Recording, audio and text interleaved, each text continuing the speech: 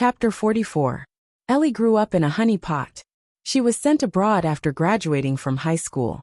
She was open-minded and could be regarded as half a banana. In S Province, Fortune House was the biggest business. The old chairman doted on his granddaughter so much that he made her the administrative manager. Ellie looked down on her uncles in the same business. Ellie was a big family. She was used to being arrogant.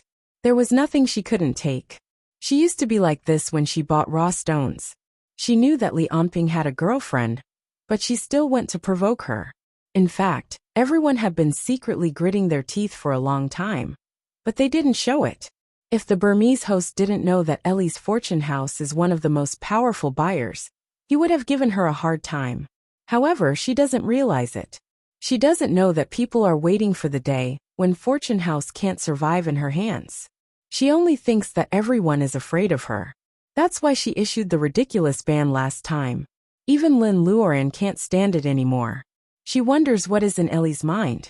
No matter how powerful one was in the mainland, this was the border, far away from the emperor. How could a person who could smuggle raw stones out and have connections to so many buyers be weak? Please follow me. The Burmese host holds back his anger and makes a gesture to everyone. It turns out that this is not the scene. The Burmese host walks in front, and everyone follows him out of the back door of the yard. The back door of another yard is on the opposite side of the yard, which is convenient. Lin Luoran avoids Mu Tiannan and follows Lu Zheng into the yard. She hears people gasping one after another. Lu Zheng's uncle has already rushed forward. It turns out that in the center of the yard, there is a huge raw stone which is 3 meters high and needs 2 people to encircle it. Seeing that a group of jade merchants and raw stone experts are surrounding the huge stone, Lin Luoran can't help but sigh that the Burmese host's psychological tactic is really good. This is a show of strength, to let people know that he can get such a huge stone from the mine. It is also a psychological hint that his goods this time will not be too bad. Uncle Lu, how is it? Lu Zheng asked as he watched his uncle walk back reluctantly. I'm not sure. The python belt is fine, but it's rare to see such a big raw stone in recent years. It's strange that it appears here. I guess the Burmese host is going to sell it at a high price, which affects the gambling. These words make Lu Zheng ponder. Lin Luoran also stops looking down on ordinary people. Lu Zheng's uncle didn't have any superpower, but he had decades of experience, which might have been accumulated by failures.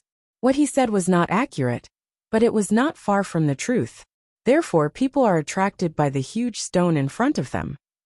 Lin Luoran doesn't have the capital to buy this stone, which is estimated to be expensive. Besides, it seems that her boss Luz won't sell this stone. Lin Luoran naturally looks elsewhere. Those grayish stones of different sizes and shapes might all contain balls of greatly nourishing spiritual energy.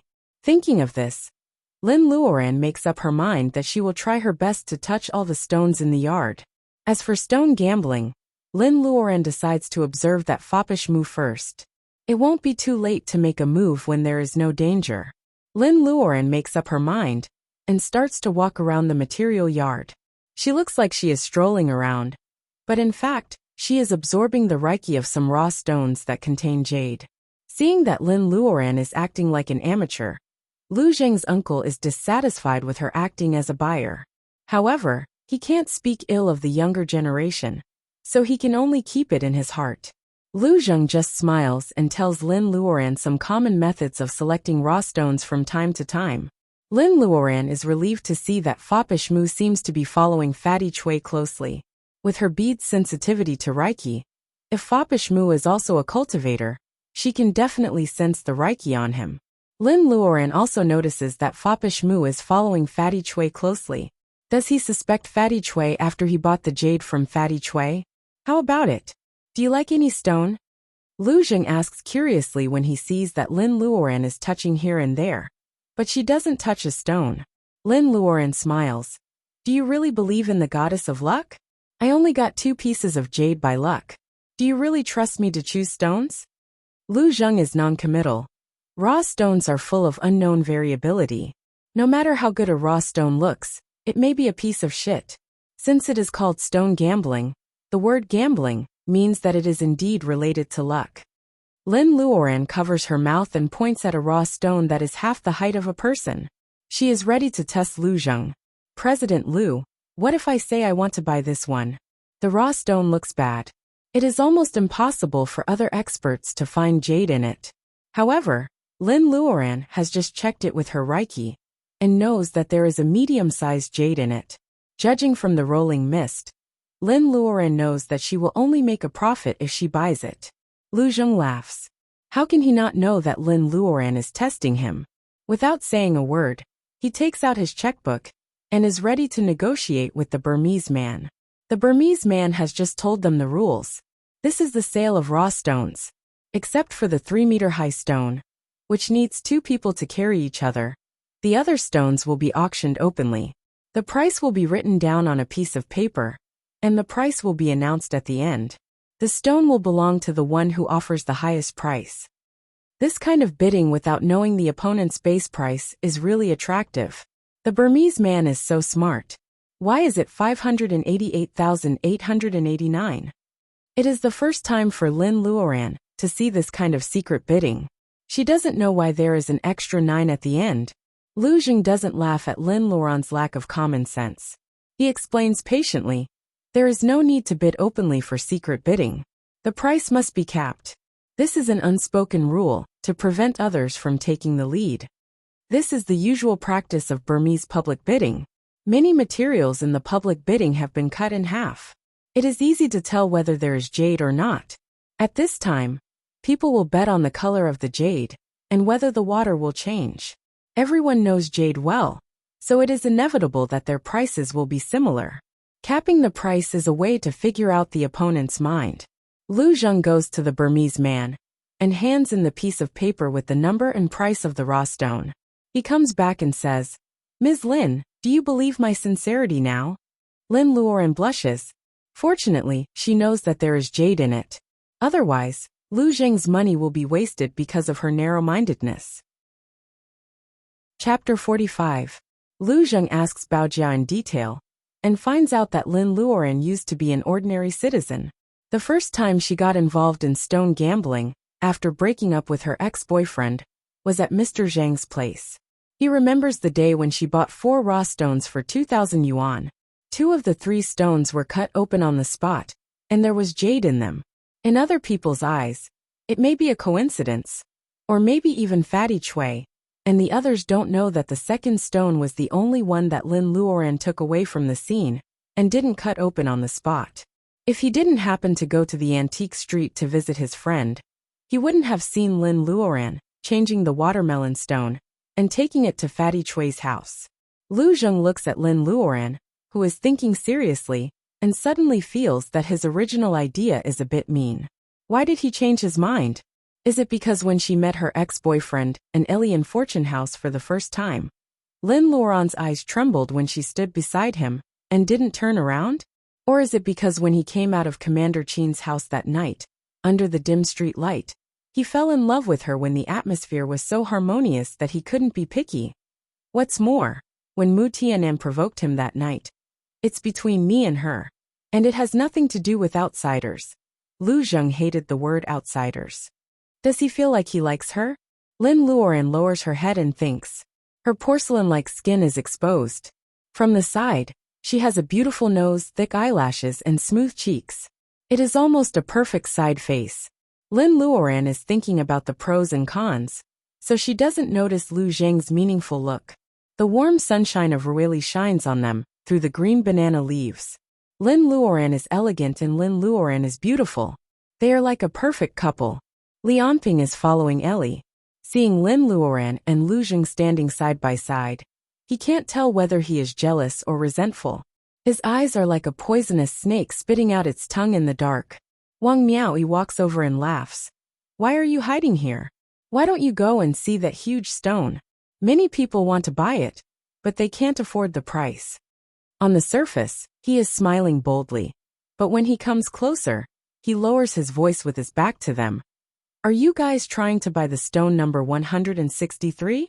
I heard Ali whispering to the people around her that it's marked at 590,000, and then I heard her mention your names. It doesn't feel right. Lin Luoran, and Lu Zheng look at each other in surprise. What a coincidence. It just happened to be higher than Lu Zheng's price. Moreover, he bought raw stone number 163 that no one wanted. This was not just a coincidence. Lin Luoran tries her best to suppress her anger. We have been standing by her side all the time. We are so far away from her. How could she know that we want to buy number 163? Lu Zheng looked around and saw a person circling around them, pretending to look at the raw stones, but not doing anything. Wang Miao, he follows his gaze and nods. You're late. Those are Ellie's men. I was wondering why 2 of Ellie's men are missing. It turns out that this is her plan. Lin Luoran sneers. We are all wrong about Mississippi. Ellie didn't bring so many men this time to show off. I'm afraid this is her plan. Buying the raw stones at the lowest price? Although all businessmen are unscrupulous, this kind of trick is too shameful. Hearing Lin Luoran's words, Wang Miaoyi observes carefully. As Lin Luoran said, the buyers brought by Ellie are scattered around the yard. They are among the jade merchants, pretending to look at the raw stones and quoting prices from time to time. It seems that they are discussing the price with the boss normally. However, they look a little nervous, which shows that they are not looking at the raw stones seriously. It's not a big deal. She doesn't know that we have seen through her. Luoran, go fill out another list and bid 590,000 for one. She will be the one disgusted by then. I'll go and remind the other bosses that if she wants to play, we can play with her. Seeing that even Lu Zheng, who usually doesn't get involved in these things, nods, Wang Miaoyi smiles. Manager Lu, this is the chance for Treasure House. Ellie has always been arrogant. Fortune House must have a problem with its capital chain if she does something like this. Lu Zheng claps his hands. Fortune House has been dominating the jewelry and jade industry in S province for many years. It won't happen overnight. Besides, even if it is true, this is our chance. We Treasure House have no plan to be the second Fortune House. Wang Miaoyi sighs. It's a pity that Grandpa Ellie's hard work was passed on to his son instead of his daughter. Now he has such an arrogant granddaughter. Lu Zheng took out a handkerchief and wiped his glasses. He said in a low voice, I heard that Grandpa AI is just dragging his days in the hospital. He is praised by my grandpa. As the younger generation, we should wait for a while before we act. Wang Miao, he nods and goes to talk to the other bosses with a smile. Hearing that Lu Zheng and Sister Wang can estimate the current situation of the Fortune House, Lin Luoran can't help but sigh that she is still far behind these businessmen. Also, Lu Zheng and Sister Wang say that they will take action in a few days. Lin Luoran doesn't believe that they are just showing respect to Grandpa AI. Maybe they are afraid of him. I didn't hear what you said today. I'm a narrow-minded girl, and Miss Ellie has gone too far. Let's make her suffer first. Lin Luoran tilts her head and looks at Lu Zheng with a smile. Lu Zheng can't say anything against Lin Luoran. He touches his nose and smiles bitterly. In fact, Lin Luoran is a good-tempered girl. If Baojia were Lin Luoran, she would be a lady if she didn't cut Miss Ellie with a knife. Thinking of his childhood sweetheart Baojia and the marriage between the two families, Lu Zheng suddenly has an inexplicable irritation. Lin Luoran doesn't have the supernatural power of mind connection, so she can't know what Lu Zheng is thinking. Instead, she starts to walk around in the pile of raw stones with interest.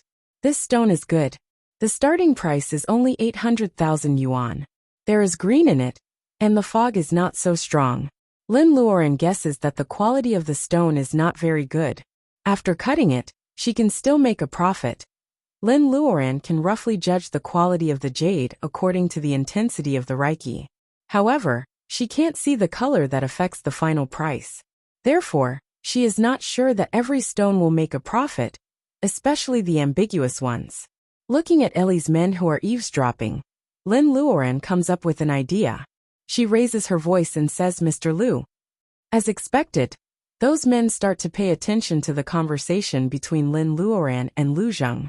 Mr. Lu, the number 96 stone will definitely have green in it. We can make a profit of at least 10 times. If we pay a higher price, we will be more confident to get it. What do you think? Lu Zheng is very cooperative. He says seriously, Mrs. Lin, are you sure? You have to be responsible for what you said. It's not easy to get a high salary from Mrs. Liu. Lin Luoren feels like she is in a movie. She holds back her laughter and nods solemnly. Lu Zheng pretends that he has been thinking for a long time. He says, "Since you are so confident, I'll listen to you. The price of 2.49 million is followed by 9. I guess no one can pay a higher price than us." Chapter 46. Lin Luoren has lunch in this farmyard. There are several tables in the two-story building. It's like a banquet and it's very lively. Putting aside the different opinions of doing business, the local Dai people are very enthusiastic, and the Burmese people are not bad. Not to mention the jade merchants who deal with people all day long. The guests and the hosts are all happy. The Dai people don't eat overnight rice. As the staple food, rice and glutinous rice are freshly pounded and cooked. They eat rice balls with their hands. They believe that this way, the rice will not lose its color and fragrance. Different places nurture different people. Lin Luoren doesn't think it's indecent to eat rice balls with her hands. On the contrary, it's a different taste and she enjoys it. The glutinous rice balls are dipped in crab sauce, which is called crab namabu by the Dai people. It's a special flavor of the Dai people. In addition to the main dishes such as roast chicken and fire fish, the other dishes and snacks are mainly sour, such as sour bamboo shoots, sour pea powder, sour meat and wild sour fruits. Lin Luoren can accept all of these. She even drinks 2 bowls of the Dai people's wine. Because it's home brewed, it's sweet and has a low alcohol content.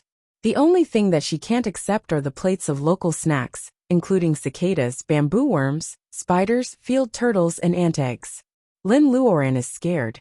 Even though she is a cultivator, she is a woman. How can she eat these things? How can she eat them? Lin Luoren makes an excuse that she has drunk too much and wants to go out for some fresh air. The Dai people also know how to appreciate beauty. Seeing that Lin Luoren is pretty and her cheeks are rosy, and she just drank from a big bowl, they agree to let her leave first. Lin Luoren likes the banana tree that is everywhere in the Dai people. The broad leaves make people feel better. Lin Luoren stands under the banana tree and thinks for a while. A gust of wind and her cheeks are burning. Lin Luoren realizes that she is flushed because of the wine. When she is about to run Reiki to get rid of the wine, she hears a familiar voice behind her. "Luoren, how have you been recently? You've lost weight." Lin Luoren feels that she is struck by lightning. The word disgusting is written all over her head.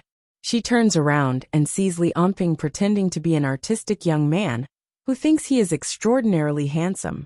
He is holding a banana tree and pretending to be an affectionate young man. This tone, wasn't he tricked like this in the past? Why does it look so disgusting now? Li Onping sees that Lin Luoren is doubting herself for a while and believes that she has a chance. "Luoren, you know my family situation. In fact, I was just fooling around with Ellie. I wanted to get a promotion so that we could get married sooner. That's why I behaved myself in front of Ellie. However, Ellie misunderstood that I was interested in her and kept chasing me. If I refused her, I would lose my job. That's why I was obsessed with her. Luoren, I've always loved you." Li Onping's affectionate makes her feel cold. Lin Luoren suspects that Li Onping thinks she is a moron. Otherwise, how could he say such disgusting words? Then what do you want? Seeing that there is no one around, Lin Luoren comes up with some bad ideas. She wonders if she should teach Li Onping a lesson, so that he will never disgust her again. Well, Li Onping chokes. If it were before, Lin Luoren would be touched by him. Why is she so calm this time? Thinking of Lin Luoren standing side by side with the young boss of Luz, Li Onping curses her bitch in his heart. However, he has to force a smile. "Luoren, I think we should have some savings before we get married, right? How long can we save by working alone? Your 6 million yuan is useless in a place like our city. Why don't we make some money together and live comfortably for the rest of our lives?" Although Lin Luoren is not the same as before, she is still stunned by Li Onping's words. What kind of thinking did he have to do to help her plan the use of the 6 million he earned after cheating on her? Although Lin Luoren knows that there is no bottom line for morons, her anger turns into embarrassment when she remembers that this moron in front of her used to be her lover. "How are you going to make money?" Li Onping's eyes light up. Lin Luoran still cares about him. He is a little hesitant now. If Lin Luoran really has the ability to turn stones into jade, should he hold on to it, or should he give it to Ellie? No matter how he thought about it, he had already spent so much time and effort on Ellie. Li Anping couldn't bear to give up now. Besides, judging from Lin Luoran's current situation, even if he can't get Ellie, he still has a way out in the future. Thinking of this, Li Anping cheers up and says in a softer tone, "Well, Luoran, you have been very lucky recently. However, no matter how lucky you are, you still don't have enough money to bid for the biggest raw stone, right?" Lin Luoran squints and nods, yes. In fact, she is thinking that no matter how rich she is, she won't bid for that big raw stone. Encouraged, Li Anping says excitedly, "Luoran, do you think there will be jade in that stone? Is it worth gambling?" Hearing this, if Lin Luoran still doesn't know why Li Anping is here, she should kill herself with a piece of tofu. Thinking of this, she pretends to be angry. "Li Anping, are you still trying to get information from me? You want to please Ellie with information? No way. No matter how much she wants that raw stone, she can't get it from Lu's hands." Li Anping's eyes light up. "Luoran, don't get me wrong. Everything I do is for our future. Is there really a chance to get that raw stone?" Lin Luoran pretends to cry. "Go away. I won't believe you anymore." Li Anping gets the news. Although he is angry about Lin Luoran's current beauty, his years of experience tells him that no matter how beautiful a woman is, she can't compare to Brother Kong Feng's feelings. Only money matters. Li Anping walks away reluctantly. Lin Luoran stays where she is. Her eyes are so cold that she is about to throw out the ice shuttle. Suddenly, a laugh came from the depths of the banana trees. It sounded like a man's laughter. Lin Luoran thinks that he can bear it. She pretends to be surprised. "Who is there? You are so tough to me. It turns out that you are just like this in front of others." His voice is frivolous, and he has to lower his head to get out of the bushes. Who else can it be other than Fopishmu? Lin Luoran's tearful look is gone. She raises her eyebrows and asks, "You are a foppish playboy. How could you do such a tasteless thing as eavesdropping? You are such a disgrace to all foppish playboys." Mu Tianen curls his lips. "I'm here to digest my food. Who do you think wants to listen to your sour emotional entanglements? But you've always been like this. I can't tell." He winks at Mu Tianen, which is really annoying. Lin Luoran says angrily, "Mind your own business." She stomps her feet and turns around to leave. If it weren't for the fact that she doesn't want to expose her strength, she wouldn't have let Mu Tianen watch her play for so long. Mu Tianen touches his nose and murmurs, "What a cunning girl. She is not cute at all." Although Mu Tianen defines Lin Luoran as cunning, when he thinks about the tearful look he saw in the dark, he thinks it is not necessarily an act. Mu Tianen considers himself to be a man who has tender feelings for women. It is almost his nature to hate seeing women sad. At this time, he automatically filters out the sadness of women he abandoned in the past. Thinking of Lin Luoran's ridiculous plot, he touches his nose. Chapter 47. Only when the buyer is confirmed can the raw stone be cut open in public. If there is jade, the raw stone can be sold at a sky-high price. The Burmese host has been dealing with raw stones for so many years, but he hasn't learned much about identifying jade. However, he has mastered the trick of judging the price. He is not sure whether there is jade in the raw stone, so he picks raw stones with intense bidding. For example, the stone number 96. The Burmese host doesn't think highly of this stone at all. He throws it into the pile of raw stones just to make up the number.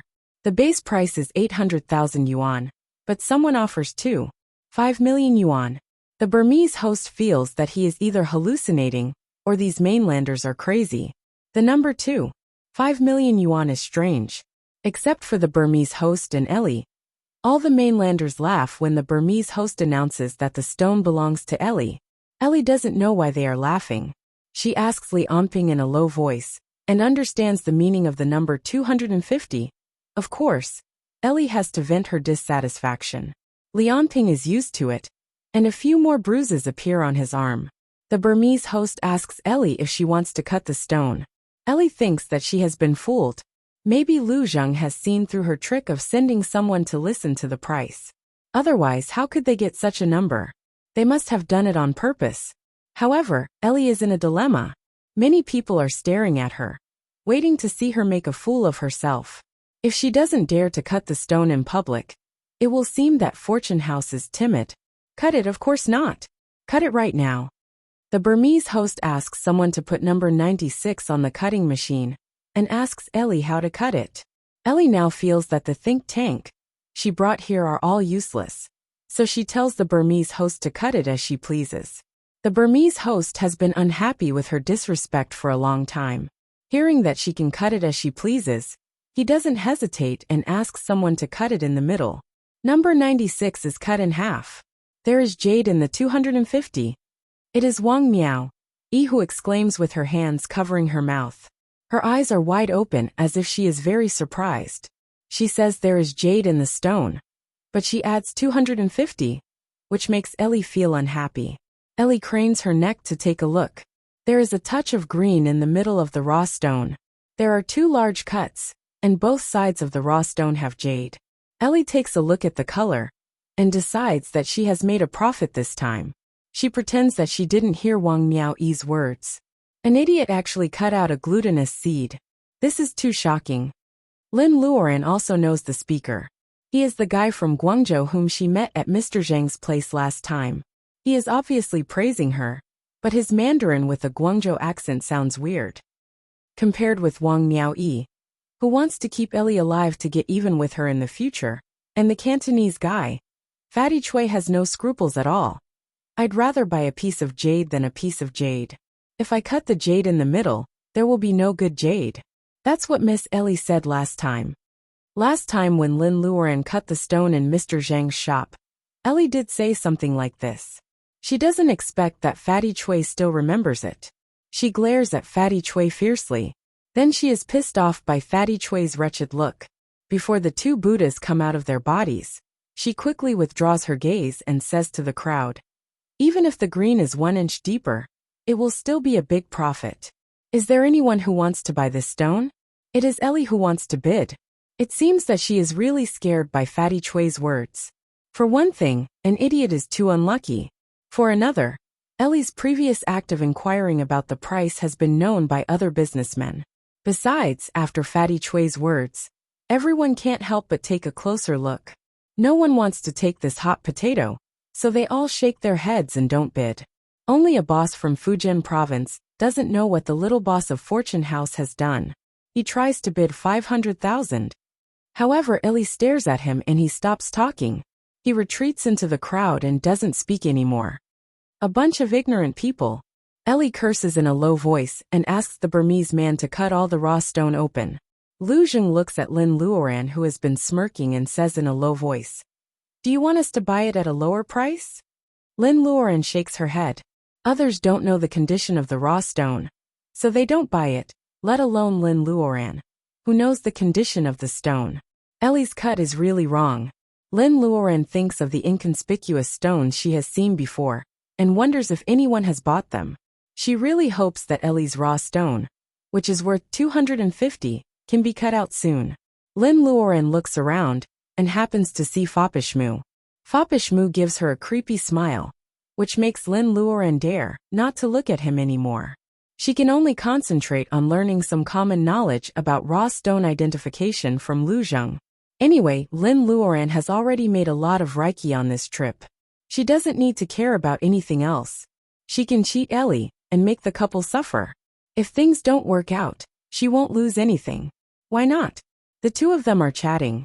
Lu Zheng can see that Lin Luoran is absent-minded, so he doesn't say anything and just smiles. Finally, Ellie's raw stone is cut out. Along with it, there are exclamations one after another. The stone really lives up to its price. Fortunately, I didn't buy it. That's right, that's right. This kind of material is a scam. Don't talk nonsense, you two. In fact, it's the wrong cut. Otherwise, we can get some bracelets. How can we not make money? Ellie stands still. The aviator sunglasses that cover 1/3 of her face can't hide her emotions. Why is it not good to cut out the green material? It's a pity that there is only a thin layer on both sides of the raw stone. As those people said, it is very easy to take out the bracelets if it is not cut in the middle. Now, Ellie wonders if she can grind out some egg surface to make up for the loss. All this is because she chose to cut it in the middle, because she was not careful enough. For the first time, Ellie feels that her temples are throbbing. She doesn't care about the 2.5 million yuan, but she is angry that she has wasted 2.5 million yuan and bought such a bad reputation. As a prideful person, she will never allow it. She takes a step back and pulls Li Anping aside. Tell me again. What did the girl of the Lin family say? Li Anping cuts out the previous mushy words and deliberately emphasizes that Lin Luoran doesn't want Ellie to buy the huge raw stone. He also adds his own opinion. According to Lin Luoran's character, she must be optimistic about the stone. Lin Luoran can't even protect her man. She is so useless. However, according to what happened last time, and this time, Lin Luoran must have some secret skills in identifying jade. Ellie says that, but she doesn't believe that Lin Luoran is just lucky. Chapter 48. She sends someone to spy on the prices of the raw stones, but Wang Miao, he reveals it. She tells the jade merchants about it. They just raise the price a little bit, and all the raw stones are bought. Except for 2 merchants who are suspicious of Wang Miao. They don't raise the price, so Ellie gets a bargain. Fortune House gets nothing this time. What was even more unacceptable was that out of the raw stones she robbed from the other 2 bosses, she only found a fist-sized piece of egg white that was full of cracks in one of them. She got nothing out of more than 10 raw stones. Is this the raw stone you mentioned? How dare he sell us such an expensive raw stone without opening the window? Ellie spends almost 20 million yuan, but she only gets 2 pieces of the glutinous stone that can't be taken out of the bracelet, and 1 piece of egg white. Ellie is a little unlucky, but no wonder she is blaming the Burmese man. The bosses of the 2 shops whose raw stones were snatched away by Ellie wiped their cold sweat. They were very glad that they had given up such bad luck to Ellie. The Burmese man is already gloomy, and now his face is even darker. If he had known that Miss AI from the Fortune House would be so unlucky today, he wouldn't have chosen her material. Now he doesn't even know whether he can sell the last stone or not. The Burmese man is really suffering in silence. Wu Dan, why don't we open the raw stone? Lose one. Lin Luoran says. Different from Ellie, Lu Zheng has just told her about the characteristics of Burmese people's names.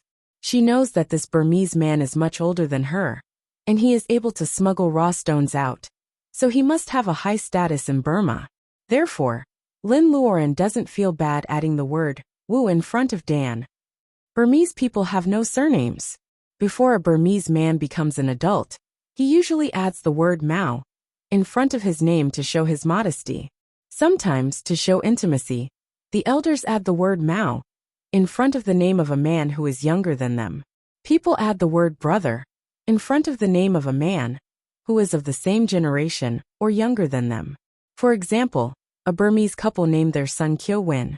When Kyo Win was still a child, people called him Mong Kyo Win. When he became an adult, they called him Gu Kyo Win. When he grew older or attained a certain social status, people respectfully called him Wu Kyo Win. The Burmese man is satisfied with Lin's intelligence. Beautiful girl, you will be lucky. Let's do as you say.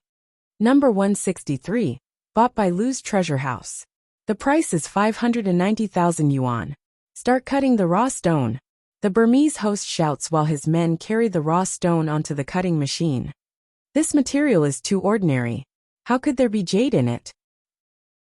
When the jade merchant from Fujian heard that he had only spent 500,000 yuan, and that the raw stone looked so ordinary, the anticipation in his heart immediately cooled down. You are so ignorant. Miss Lin is the new magic hand in the circle. No matter how bad the appearance is, the stone she likes must be made of gold and jade. It is a guy from Guangzhou who replies and smiles at Lin flatteringly. Lin Luoran bursts into laughter. The guy from Guangzhou is not complimenting her. He is obviously belittling Ellie's raw stone, which is worth 2.5 million yuan. It seems that Ellie has made a lot of enemies. Miss Lin, how do you want to cut this stone? The Burmese host has asked Ellie the same question. but Ellie says that she can do whatever she wants. However, Lin pretends to think carefully about the direction of the jade. After a while, she draws 3 lines on the raw stone and intersects them. She says with a smile, "I want the one in the middle." "Thank you, Wu Dan." The Burmese host says that it is no trouble at all. He operates the cutting machine and cuts the stone according to the 3 lines drawn by Lin. When the stone is cut open, the guy from Guangzhou exclaims, "Wow, it seems to be green. Colored is the best and green is the most precious. Miss Lin, your price has risen again." Not to mention Lu Zheng, his uncle Wang Miaoyi and Fatty Chui, even Mr. Zhang, whom Lin Luoran has only met once, is happy for Lin Luoran. They are all residents of our city. If Lin Luoran gets a raise, they will all be proud. Fatty Chui, the girl in your family has picked up the fairy's hand. She is so lucky. Mr. Zhang is a little jealous. If he had known that the fairy's hand was so magical, he would have accepted Lin Luoran as his girlfriend when she got 2 green stones with 2,000 yuan. Pfft. That's because you're blind, old Zhang. You can't tell the difference between gold and jade. Why are you feeling sour now? Wang Miao, he replies with her arms akimbo. Mr. Zhang is speechless. He is also afraid of this tigress from the Chui family. Mu Tianan hears everything and asks curiously, "What's the story behind it? Why is she called the fairy's hand?" Fatty Chui says excitedly, "That's my sore spot. He has piled up waste in the yard for several years, and Miss Lin bought it." In the middle of his words, Fatty Chui suddenly realizes that the playboy beside him is actually a fierce man who can bend steel bars with his bare hands. Fatty Chui is targeted because of the jade. Isn't Lin Luoran going to bring trouble to Lin Luoran? Fatty Chui stops talking immediately. Mu Tianan knows what Fatty Chui is worried about, so he doesn't explain. Instead, he asks Wang Miao the same question. Wang Miao is happy for Lin Luoran. She also thinks that Mu Tianan doesn't treat them badly, even though he forced them to buy raw stones. Therefore, Wang Miao doesn't hide anything from him. She tells Mu Tianan about how Lin Luoran got 8 million yuan worth of raw stones, with 2,000 yuan in Mr. Zhang's shop. Mr. Zhang is the witness. Turning stone into jade? Is it really so magical? Mu Tianan is curious. He has also tracked down Mr. Zhang, who sold the raw stone to Fatty Chui. Mr. Zhang is an authentic raw material merchant, and there is nothing strange about him. This clue is broken here, which makes Mu Tianan very angry. That's why he made a childish action of bending the steel bar in front of Fatty Chui. Unexpectedly, Fatty Chui is very afraid of death, which makes it convenient for him to act. Of course it's magical. The spring color you bought was also sold by my Miss Lin. Wang Miao, he says and stares at Mu Tianan unwillingly. She doesn't notice that Fatty Chui is blinking his eyes. It is not strange to cut out a piece of top-grade jade. Even if there are 2, it is just luck. Now that Lin Luoran can cut out a piece of spring color in such a short time, he has to pay attention to it. Mu Tianan's eyes turn to the so-called yang green material in the middle of the yard. He suddenly becomes interested, turning stone into jade. In this case, Lin Luoran, who stole his ginseng seeds, is more suitable to help him find jade than Fatty Chui. Lin Luoran is telling the Burmese man how to cut the jade. She feels creepy as if she is being stared at by a poisonous snake. Chapter 49. It is said that even gods can't cut an inch of jade. What about Lin Luoran in front of them? Lin Luoran's hands are real. Everyone looks at Lin Luoran with burning eyes, not because of her beauty, but because of her hands that can turn stone into jade. Lin Luoran blushes slightly. According to her character, she would never do such a showy thing. Only by keeping quiet can she make a fortune. Life has taught Lin Luoran this truth. The problem is that she has to show off if she wants to lure Ellie and Lianping. Lin Luoran doesn't know what she will gain or lose at the moment. Don't worry. They are just envious of Ms. Lu. They won't do anything. Lu Jing comforts Lin Luoran in a low voice. Lin Luoran smiles at him gratefully. She may have to walk on a lonely path of cultivation. How can she let today's glory, doubt, or even jealousy become an obstacle on her path of cultivation? Lin Luoran asks herself in her heart. Her mind is clear again. When she looks at everyone's burning eyes, she becomes the calm and indifferent Lin Luoran again. Even if something really happens, I will protect you.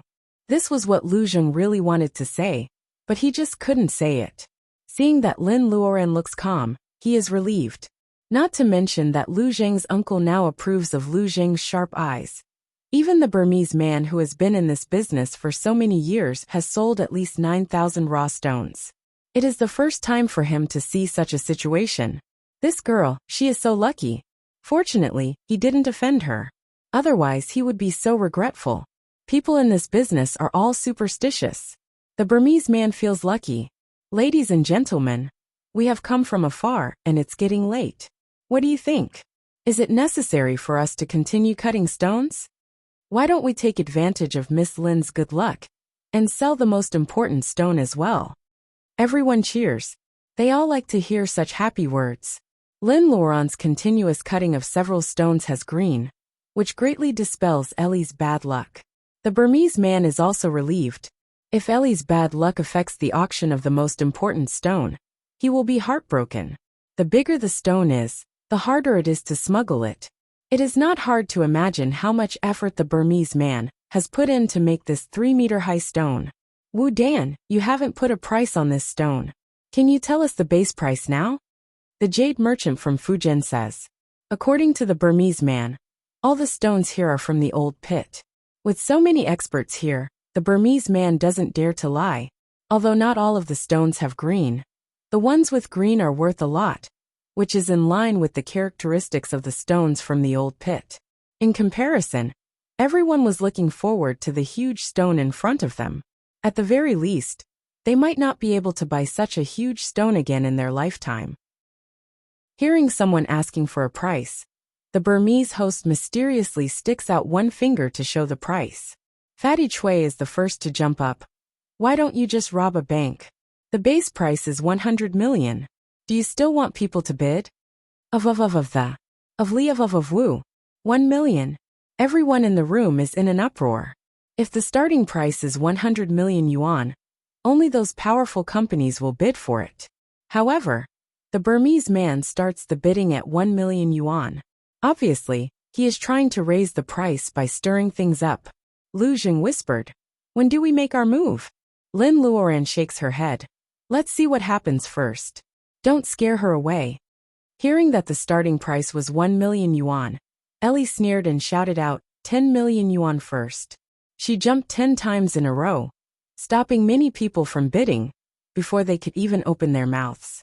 Wang Miao, he has hated Lin Luoren for a long time. She says without blinking, 20 million yuan. Although it was a rare huge raw stone, the window wasn't open, so it was rare to see such a crazy bid. The Fujian jade merchant was not willing to let the two heroines monopolize the beauty in front of him. He also joined in the fun and said, "We are not as rich as them. I will add another 5 million, 25 million. The Guangzhou guy stiffened his neck. 35 million. He knows that Wang Miao, he and Illy don't get along. He wants to add to the fire, so he adds another 10 million yuan. The Burmese man is experienced and knowledgeable, but he seldom sees people bidding at least 10 million. Obviously, these people are trying to play psychological warfare. They are trying to pressure their opponents by bidding 10 million. As a result, their opponents learn from each other, and no one wins the upper hand. Hearing their bidding, the Burmese man smiles brightly. "Lu, if we want to bid for this stone, we should go in now. If we can't control the price in the end, it will be our family that suffers losses." Seeing that Lu Zheng and Lin Luoren both care about the bidding, but refuse to participate, the Burmese man couldn't help interrupting. He thinks that Lu Zheng and Lin Luoren are still waiting for the right time.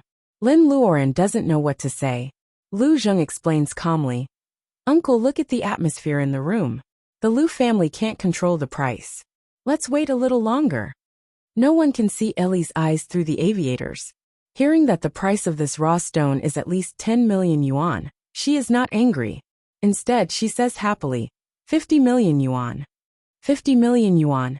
It sounds like an abstract number, but it is definitely enough to kill someone if it is converted into RMB.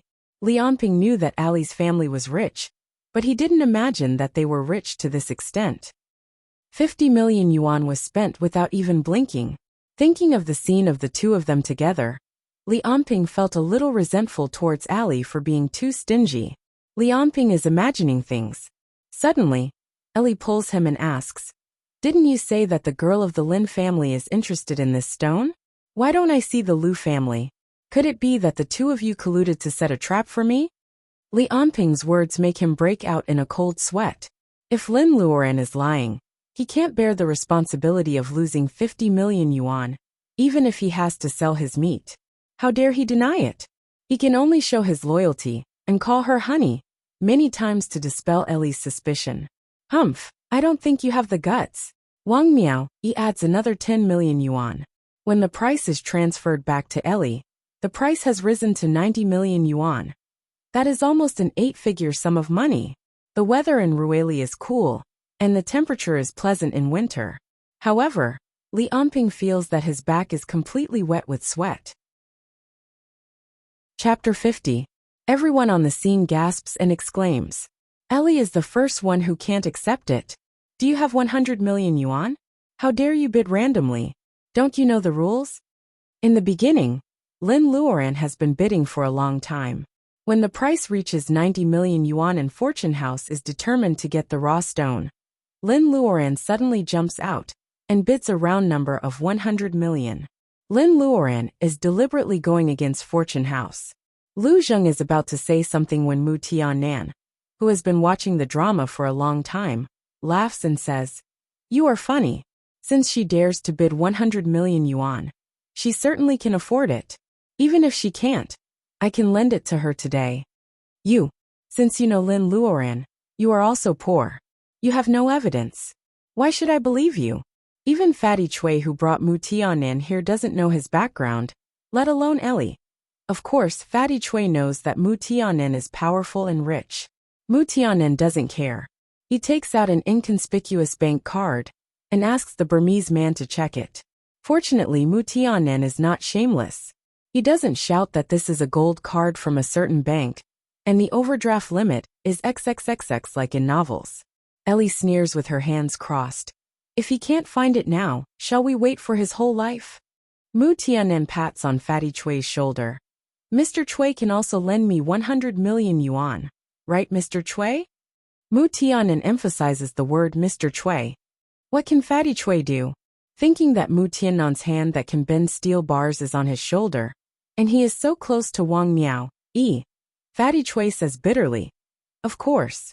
Master Mu, I can guarantee you even if you have 1 billion yuan."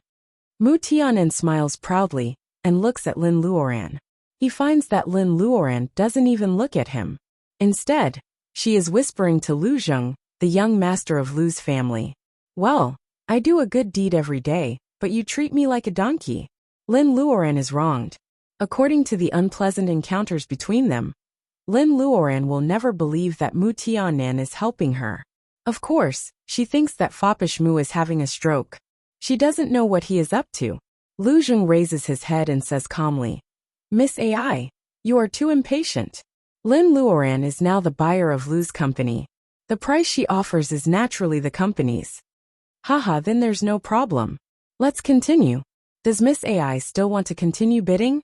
The Burmese man hears that Lin Luoran's bid is final. He doesn't care if someone lends money to her or on behalf of Lu's. As long as someone pays in the end, the Burmese man comes out to smooth things over. Ali's eyes, which were covered by her sunglasses, twitched. She sneered, "Let them fight for it first. I'd like to see how many people can afford to buy a stone with 100 million yuan." Hearing that Ellie has stopped bidding, Lin Luoran doesn't panic as Ellie imagined. She still stands beside Lu Zheng calmly. They are a perfect match. In comparison, Ellie suddenly feels that Li Onping, who was born in the countryside, is a bit embarrassed. For the first time, Ellie starts to feel dissatisfied with Li Onping, who is obviously not confident when standing beside her. Mu Tiannan sneers, "Have you checked my card? Am I also qualified to bid?" The Burmese man notices that Mu Tiannan is arrogant, and he doesn't know who Mu Tiannan is. So he says to wait and asks Lu's company not to worry. Lin Luoran is not willing to buy this stone, especially when it costs 100 million yuan. Of course, she has to wait for someone to bid. After a while, The Burmese man who took Mu Tiannan's bank card comes back and whispers in the Burmese man's ear. The Burmese man smiles.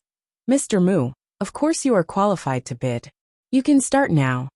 The Burmese man doesn't mention what the mysterious card represents.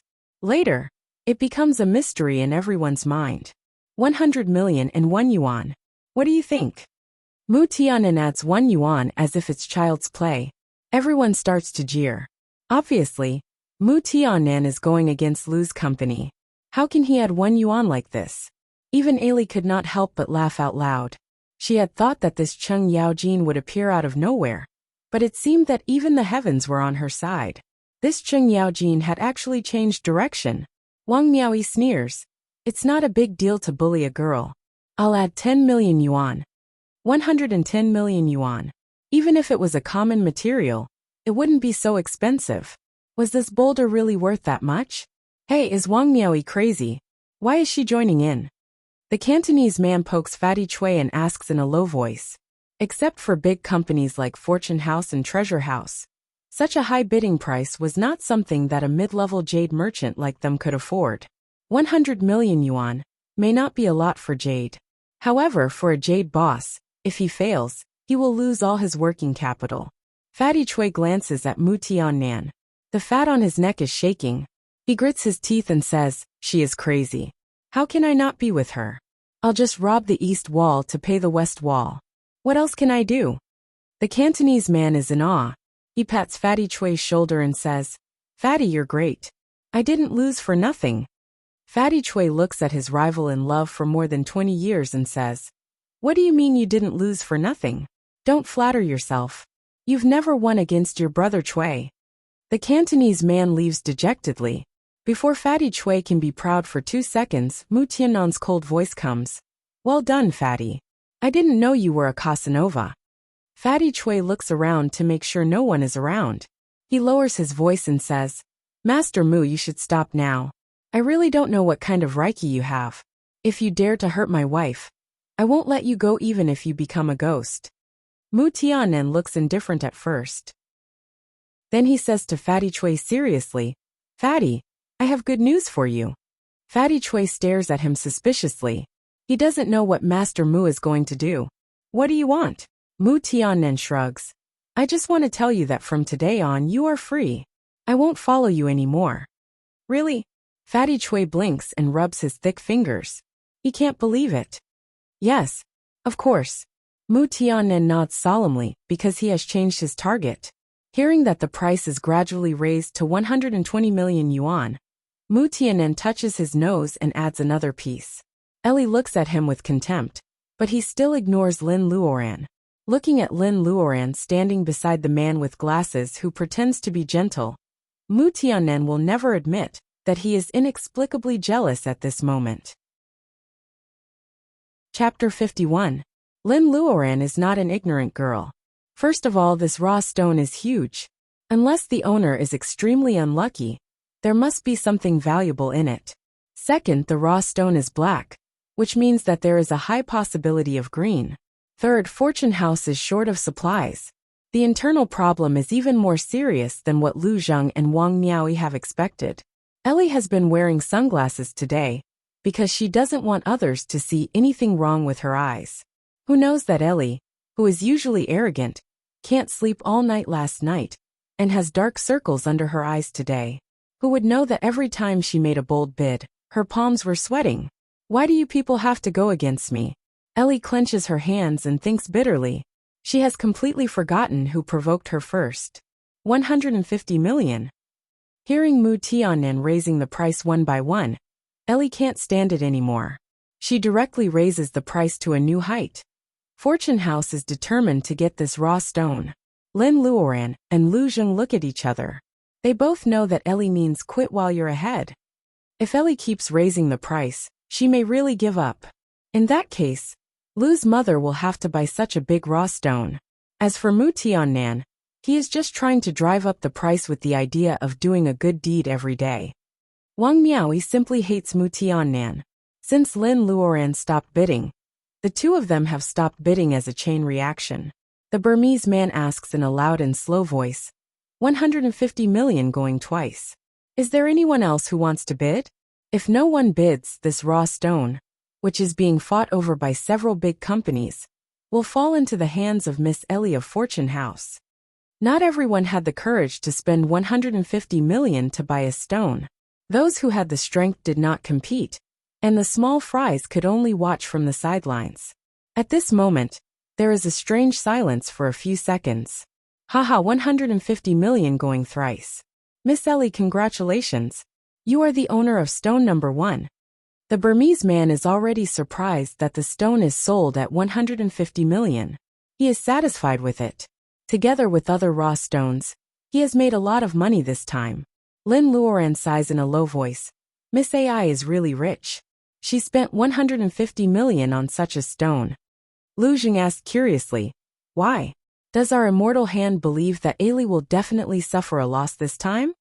Seeing that Lu Jing's uncle is also listening, Lin Luoran smiles. I didn't say anything. Let's have a look first. Mu Tianan was absent-minded for a moment because of this smile.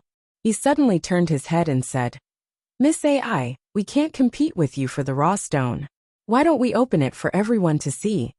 It was clearly a low price of 1 million, but Ali kept saying 10 million, leaving no room for bidding. The jade merchants had long been dissatisfied, and now they were making a scene. Yes, the Fortune House is rich and overbearing. This small amount of money is like a drizzle. Miss AI, why don't you show us the artificial rain today? Yes, that's the way to put it. The Cantonese guy was very good at jumping around. He was definitely involved in the uproar. Li Onping was stunned by the price of 150 million. He asked in a low voice, are we really going to cut it on the spot? Looking at the jeering, dissatisfied, and uproar faces, Lin Luoran, who is standing beside Lu Zheng, is looking at her with a smile. Ali felt that it was dazzling, and her pupils contracted under her glasses. Ignoring Li Onping, she said to the crowd with a smile, thank you for your help today. In this case, the stone of Fortune House will be cut on the spot. Wang Miaoi clapped her hands. Miss AI, you are so generous. No wonder you can take over Grandpa AI's business. You are in for a treat today. Wang Miao, he winked at Lin Luoran, which made Lin Luoran laugh. Sister Wang seems to be generous, but she is actually very meticulous. Wang Miao must think that her unusual character is not right, so she deliberately raised the price of Ali's raw stone with Lin Luoran. Whether there is jade in the raw stone or not, Ali's raw stone is worth more than half today. Lin Luoran decided to collect some interest for the time being. She hasn't paid Li Onping's share yet. The raw stone is too big, so cutting it becomes a big problem. When the giant cutting machine arrived, it couldn't enter the house, so it had to roll the raw stone to the dam outside the house. For this, the wall of the Dai family was damaged. The news of cutting the huge stone has spread all over the village like it has wings. Many people, including the elderly, come to see it with their children. It has been a long time since noon. Luckily, the sun is still in the sky because of the long sunshine in Rueli. However, it seems that the sun is going to set in the west, so they have to hurry to cut the stone. For such a big stone, it doesn't matter whether to draw lines or not. Though they don't burn incense and take a bath in the traditional way, the Burmese man finds a red cloth and puts a string of firecrackers on it. It is a kind of blessing before cutting the stone.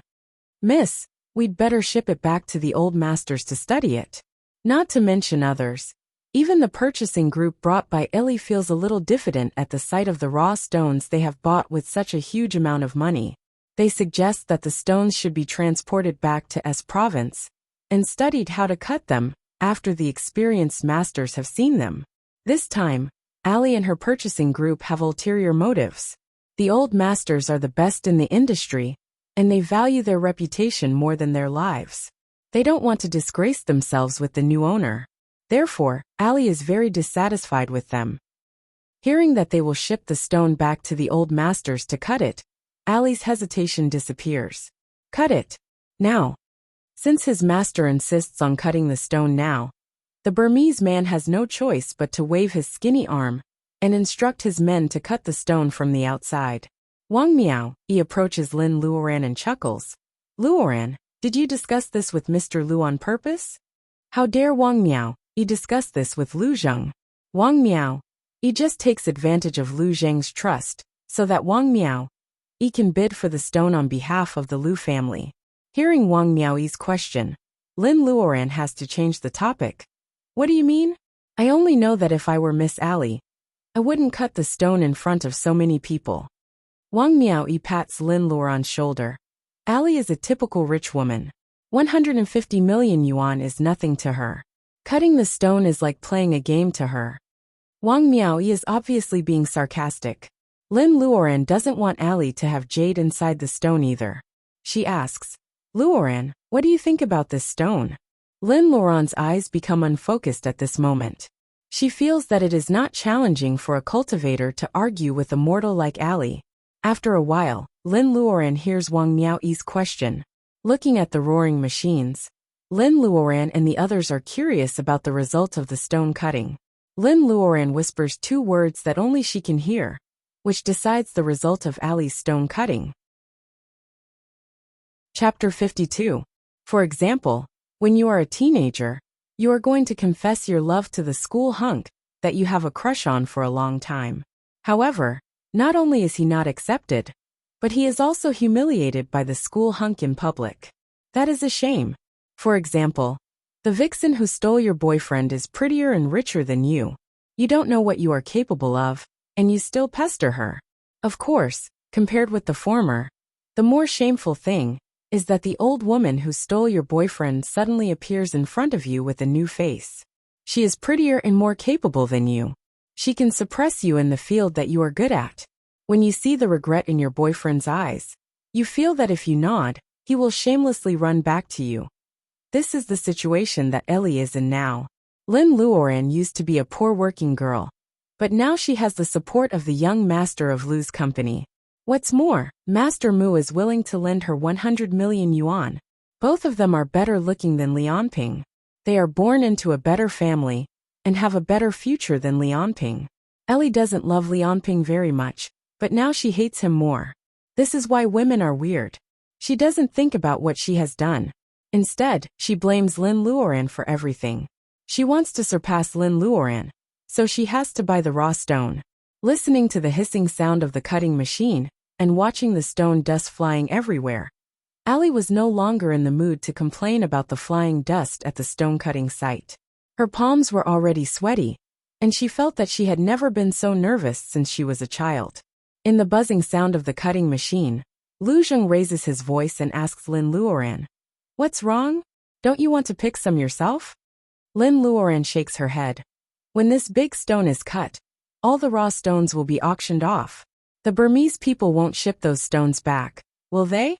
We can buy some stones at a discount. It's not that Lin Luoran doesn't want to buy raw stones at the real price. If she is not lucky enough, the leftover raw stones won't be any better. The problem is that she is short of money after buying the house. 2 million yuan is not enough for the stone gambling market. Mu Tiannan, who has been eavesdropping on them, sweats. Who said that? She was indeed a little girl who loved to take advantage of others. Mu Tiannan snorts and defines Lin Luoran in his mind. Lin Luoran has no idea what he is thinking. She keeps talking to Lu Zheng, which makes Mu Tiannan even angrier. A woman dressed in dye clothes was holding a child in her arms, watching the bustle and shouting. It used to be a famous gemstone-producing area, which was different from jadeite. The child had never seen stone cutting before, so he asked his mother curiously, "Stone cutting is to cut open the stone and take out the jade inside. Do you understand?" The child looked up. "Is there jade in every stone? Is there one in the big rock in our backyard?" Looking at the starry eyes of her child, the dye woman could only whisper to him that there was no jade in the big stones in their courtyard. She hurriedly covered his mouth and retreated to the back of the crowd. He could vaguely hear the child asking, "What about this piece? Do you have this?" Everyone knew the reason why the dye mothers couldn't answer the children directly, so they waited for the raw stone to be cut. 8 inches, 5 inches, 3 inches. Boom, boom. There were 2 bangs. Everyone was prepared, and they hurriedly stepped back. The huge raw stone was finally cut into 2 pieces and fell to the sides. Lianping pulls Ally and jumps back. They are almost hit by the falling stones. The Burmese man frowned and ordered his men to bring 2 large basins of water. Each of them poured 1 basin of water on the cut surface of the raw stone. When the water ran out, the cut surface was smooth and shiny. It was actually a field of white, without a trace of green. Ah! Someone couldn't help exclaiming.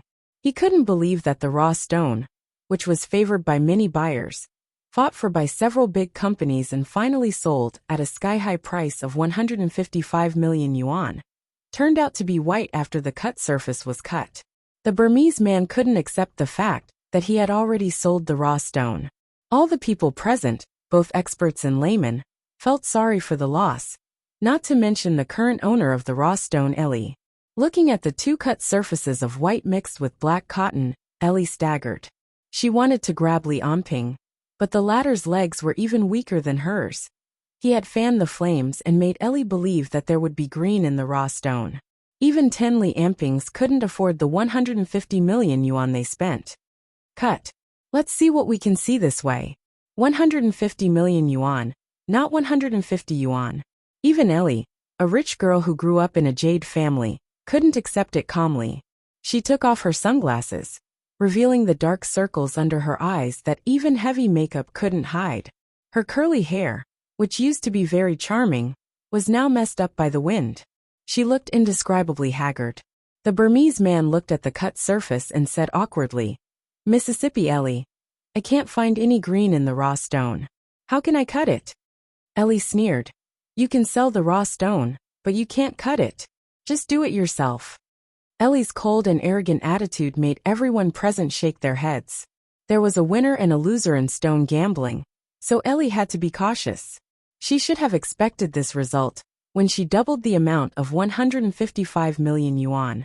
It is not the final moment yet, but she already has such an attitude. Judging from her behavior, Ellie of the fortune house can be seen. The Burmese man sneered in his heart. He doesn't bother to check the green vein for Ellie anymore. Just like what he did at the beginning, the Burmese man puts the 2 cut surfaces under the cutting machine and cuts the raw stone into 4 pieces, as easily as cutting a watermelon. White background, unchanging black cotton. This kind of rubbish had shocked everyone present, and no one made a sound for a long time. Lu Zheng's uncle looks at Lin Luoran suspiciously. Earlier, the girl named Xian Lin said, "Let's have a look first." Now that he thinks about it, he realizes that she is just watching the fun. Does she know that there is no green in this raw stone? Lu Zheng's uncle is old and tired. He rubs his temples to get rid of this weird idea. The setting sun in Rueli casts a layer of golden light on the black and white stone, which looks like the golden necklace on Fatty Chui's neck. Fatty Chui and Wang Miao, look at each other, and they both see relief in each other's eyes. At first, they planned to buy the raw stone together. Now it seems that God is merciful that they didn't follow that bad idea. Ellie says in a hoarse voice, "Go on. Cut until you can't cut anymore." The Burmese man has rarely seen such a weird thing. A 3-meter-high raw stone that requires 2 people to hold hands still has no green in it after being cut into 4 pieces. Even if there is a white ground and a green soil, there should be a piece in it. People who don't know might think it is a big stone from the roadside. It is not a raw stone from an old pit. The Burmese man takes it seriously. He cuts all 4 raw stones until there is no place to cut. Finally he stops, looking at the scattered stones on the ground. There is an awkward silence at this moment. It is so quiet. Ellie stares at the stones on the ground. Her neck is sore, but she still can't find any green. She raises her head mechanically and stares at Lin Luoran. She murmurs, "Lin Luoran, you bitch. How dare you trick me?" Lin Luoran is calm like an iceberg. She raises her hand and drops it. Pa! A bright red palm print is left on Ellie's face. No one can imagine that a daughter from a rich family would call someone bitch, because she can't afford to lose. Nobody can imagine that Lin Luoran, who looks gentle and elegant, would slap someone in the face. Ellie covers her face and can't believe it. She comes to herself and wants to beat Lin Luoran. Of course, her buyers also come to help. Everyone here can't bear to see so many people bullying Lin Luoran. Fatty Chui moves his body and rushes to help. Together with Wang Miao, They are almost as powerful as ghosts of dark wind. Ellie's purchasing group is knocked over. Mu Tianan slides out like a bird. Lu Zheng, who is gentle, is also fast, but they are not as fast as Lin Luoran. Lin Luoran grabs Ellie's wrist easily and pulls her out. Ellie is thrown to the ground. She raises her head reluctantly and looks into Lin Luoran's bright eyes. Miss Ellie, don't embarrass Fortune House anymore. Can't you admit your defeat? Lin Luoran bends down to look at Ellie. The woman on the ground is covered with dust. She is not as arrogant as she was when she sat in the red TT. If you can do it, why can't I do it all the same? Lin Luoran claps her hands. She doesn't regret what she did in public. Cultivation, cultivation, cultivation. If one could vent the anger in one's heart, then it wouldn't go against one's conscience, right? Chapter 53. Between Rueli and Myanmar, there is a good mineral belt that produces rubies and emeralds. It is on the Nanga River. In the past century, dozens of gemstone shops have been set up here. Because the gemstones are scattered, the mining fee is very high and the mining value is low. Now they have all given up. However, there are still gemstones here. Therefore, the clever people of Rueli come up with a good idea: to turn the mine into a playground. As long as you pay a certain fee, you can get a full set of tools and go to the Nanga River on the mineral belt. Within 2 hours, all the rubies and sapphires are yours. On the bank of the Nanga River, a Rueli treasure shop has been set up. You can not only find gemstones, but also process and appraise them. All the jades sold here are authentic. Lu Jing tells Lin Luoran the rules here and pays the fee. 450 yuan. Each person can buy a full set of tools in the treasure shop. They can use the tools for 2 hours and take away all the gemstones they find within 2 hours. In such a playful place with beautiful gems, Lin Luoran feels a little embarrassed when she sees couples holding hands and looking for treasures. Why did Lu Jing choose such a place? It is good, but it is too easy for people to misunderstand. Let's go. We only have 2 hours. We must hurry. Lu Zheng is holding a small basket for sifting sand and smiling at Lin Luoran. He seems to be much younger, no longer the strict and gentle young master of Lu's family. Lin Luoran smiles and lets go of her restraint. She enters the field with Lu Zheng. It is the 3rd day after the stone cutting. The crowd has already left as fast as they came. Lu Zheng's uncle has already returned with the raw gemstones.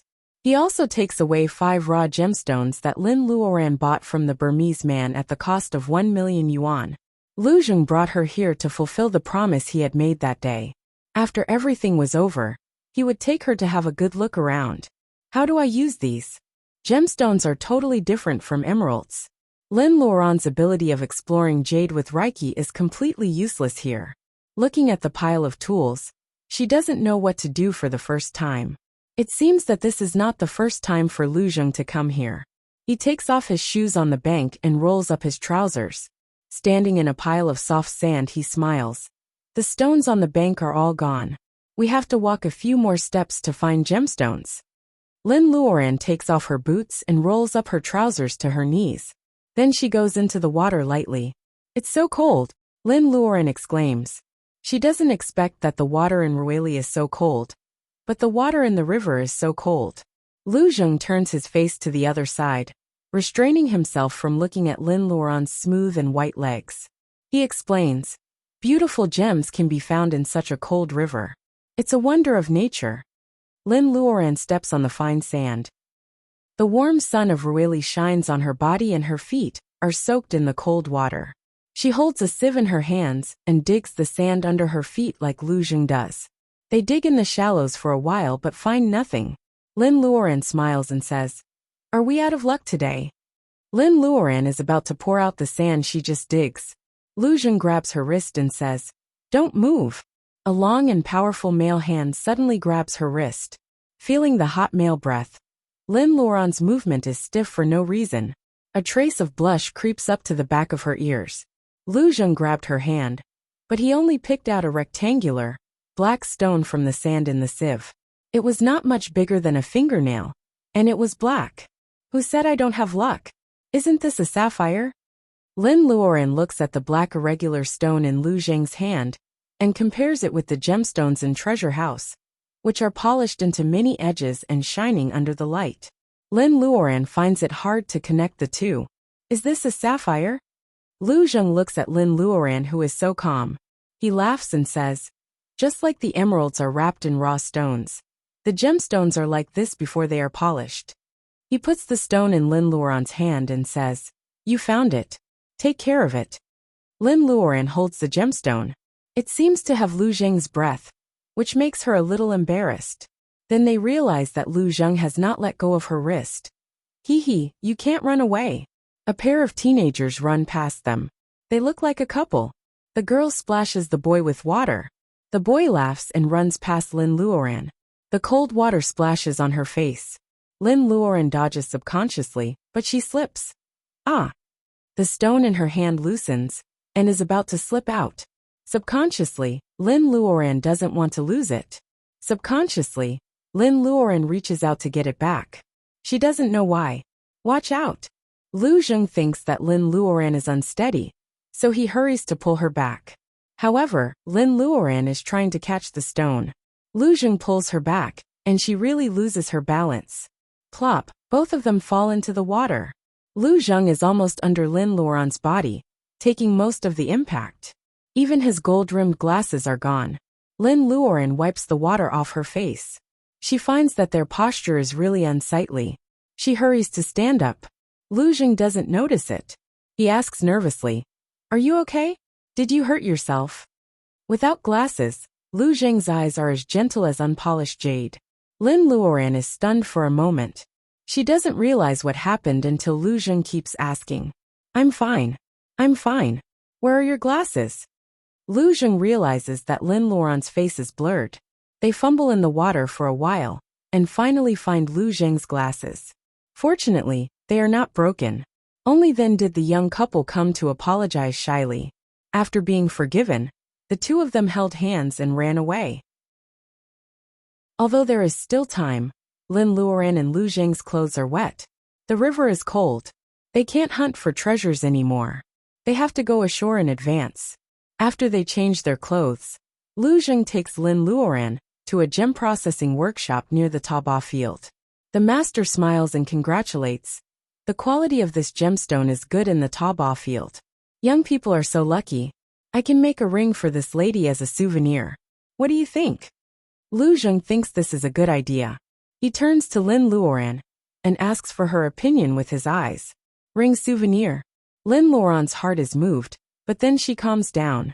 No matter how good the man in front of her is, he is still Baojia's friend. She'd better stay away from him. I'd better make a pendant. Lin Luoran's cold voice extinguishes the tenderness in Lu Zheng's eyes. Abao is speechless when he sees someone saying that he plagiarized Golden Lotus. Anyway, he knows Wan Qing, although Wan Qing doesn't know him, haha. The online literature circle is so small. Abao has to continue writing. Plagiarism is not a good reputation. This is modern cultivation. Stone gambling is just a prelude to the story. Please don't put a big hat on me. Thank you. Chapter 54. Lin Luoran and Lu Zheng are no longer in the mood to go to other places. They take the plane back to our city the next day. The airport is 1 hour away from our city. Lin Luoran is too embarrassed to take Lu Zheng's car back with her suitcase, let alone take a taxi. Luckily, Wang Miao is free that day and asks to pick Lin Luoran up. Lin Luoran is relieved and says goodbye to Lu Zheng at the airport. Lin Luoran is a purchaser, so she has a flexible job. She has just made a fortune for Lu's company. Lin Luoran can rest for a long time before the next big purchase. Before Lin Luoran goes to Rueli, Baojia leaves for the capital. She doesn't explain the reason clearly. It seems that even Lu Zheng doesn't know what she is going to do. Baojia hasn't come back yet. Lin Luoran calls her, but Baojia is in a hurry every time. It seems that something happened in the capital, which makes Lin Luoran worried. How is it? Wang Miao. He blinks at Lin Luoran while driving. Lin Luoran is confused. She doesn't know what Wang Miaoi wants to ask. Wang Miaoi coughs. You and Mr. Lu. Sister Wang, what are you thinking about? Mr. Lu has a fiancé. Don't make such a joke next time. Lin Luoran is speechless. Mrs. Lin asked her the same question at the housewarming party. Why does everyone like to pair Lin Luoran and Lu Zheng? Wang Miaoyi stops talking and can't help murmuring. As long as you are good at it, there is nothing you can't do. Lin Luoran finally decides to ignore Wang Miaoyi and look at the green belt. Wang Miaoyi has to change the topic. Luoran, didn't you say you were going to give me a surprise last time? It's been a long time. Why is it so quiet? Lin Luoran almost forgot about it if Wang Miaoyi didn't mention it. Wang Miaoyi's question makes Lin Luoran forget the embarrassment. Lin Luoran promises Wang Miaoyi that the gift will be delivered soon. Lin Luoran can't help saying, "How can you ask for a gift?" Wang Miaoyi turns the steering wheel and laughs. Am I an ordinary person? Lin Luoran smiles, which lessens her worries about Baojia's trip to the capital and her feelings about Lu Zheng. Although she has been away from home for less than a week, Lin still misses her family. She wonders if Luodong is getting along with her parents, and if they can still meditate. She wonders if Luodong's parents are doing well. When they get home, Wang Miaoyi opens the door and parks the car in the garage. Lin sees a black sports car with an exaggerated shape in the garage. That was strange. Her family had never had any rich relatives. Besides, they had just moved to this place. Who was here? Dad, Mom, Luodong, are you there? Lin Luoran shouts into the house. Luodong runs out from the backyard with mud on his face. He is so happy to see Lin Luoran. Lin Luoran hands him the gift she bought from Rueli and touches his head. Did Mr. Lin and the others go out? Luodong nods. I'm going to buy groceries. Are they going to buy groceries? Lin Luoran feels even more strange. They have been eating vegetables grown in her space and rarely eat meat. Baojia is in the capital. Sister Wang is by her side. And even Fatty Chui loves the special vegetables of Lin's family. Lin Luoran feels uneasy when she thinks of the black sports car in the garage. Who is here? Squeak, the red door is pushed open. Mrs. and Mr. Lin come in together. There is nothing in their hands. There is no food. Luoran, you're finally back. Mrs. Lin's eyes light up when she sees her daughter standing in the yard. She greets Wang Miaoyi and holds Lin Luoran's hand. Your friend came yesterday. He said he wanted to talk to you about something important. Friend. Lin Luoran wonders which friend has been waiting for her at home for a whole day. She is about to ask her mother when a man walks in. The man is over 1.8 meters tall, handsome and well-dressed. However, the big bags of vegetables in his hands ruin his image. The beef in the bag is still dripping with water. Fapishmu, why are you here? Lin Luoran is so surprised that she can't help pointing at Mu Tiannan, who is dressed like a house husband. Why does this foppish man come to her house? Luoran, you're finally back. Mu Tiannan grins, showing his white teeth. In Lin Luoran's eyes, his white teeth look scary. Mom, how can you just let him into the house? Don't you care if he has ulterior motives? Lin Luoran puts her hand on her forehead. Her parents are so careless and honest. How can she rest assured? Mrs. Lin says, Mu is so decent and he won't covet our things. Isn't he your friend? He is sweet and diligent. Don't gossip about him. Mrs. Lin doesn't say one more thing. The most important thing is that she has asked Mu Tiannan about her. Mu Tiannan is single and has a good impression. It's really hard to find a good man. Lin Luoran can't understand her parents' worry that she has become a leftover woman. She has to bear the fact that Mu Tiannan is staying at her house. Anyway, she is back now. After dinner, she will kick Mu Tiannan out. Because of Mu Tiannan's presence, Wang Miaoyi doesn't like him. She doesn't even stay for dinner and goes home. However, Mu Tiannan is shameless.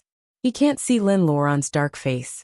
At the dinner table, he keeps praising Mrs. Lin's cooking skills, Mr. Lin's food selection, and Luodong's clay figurines.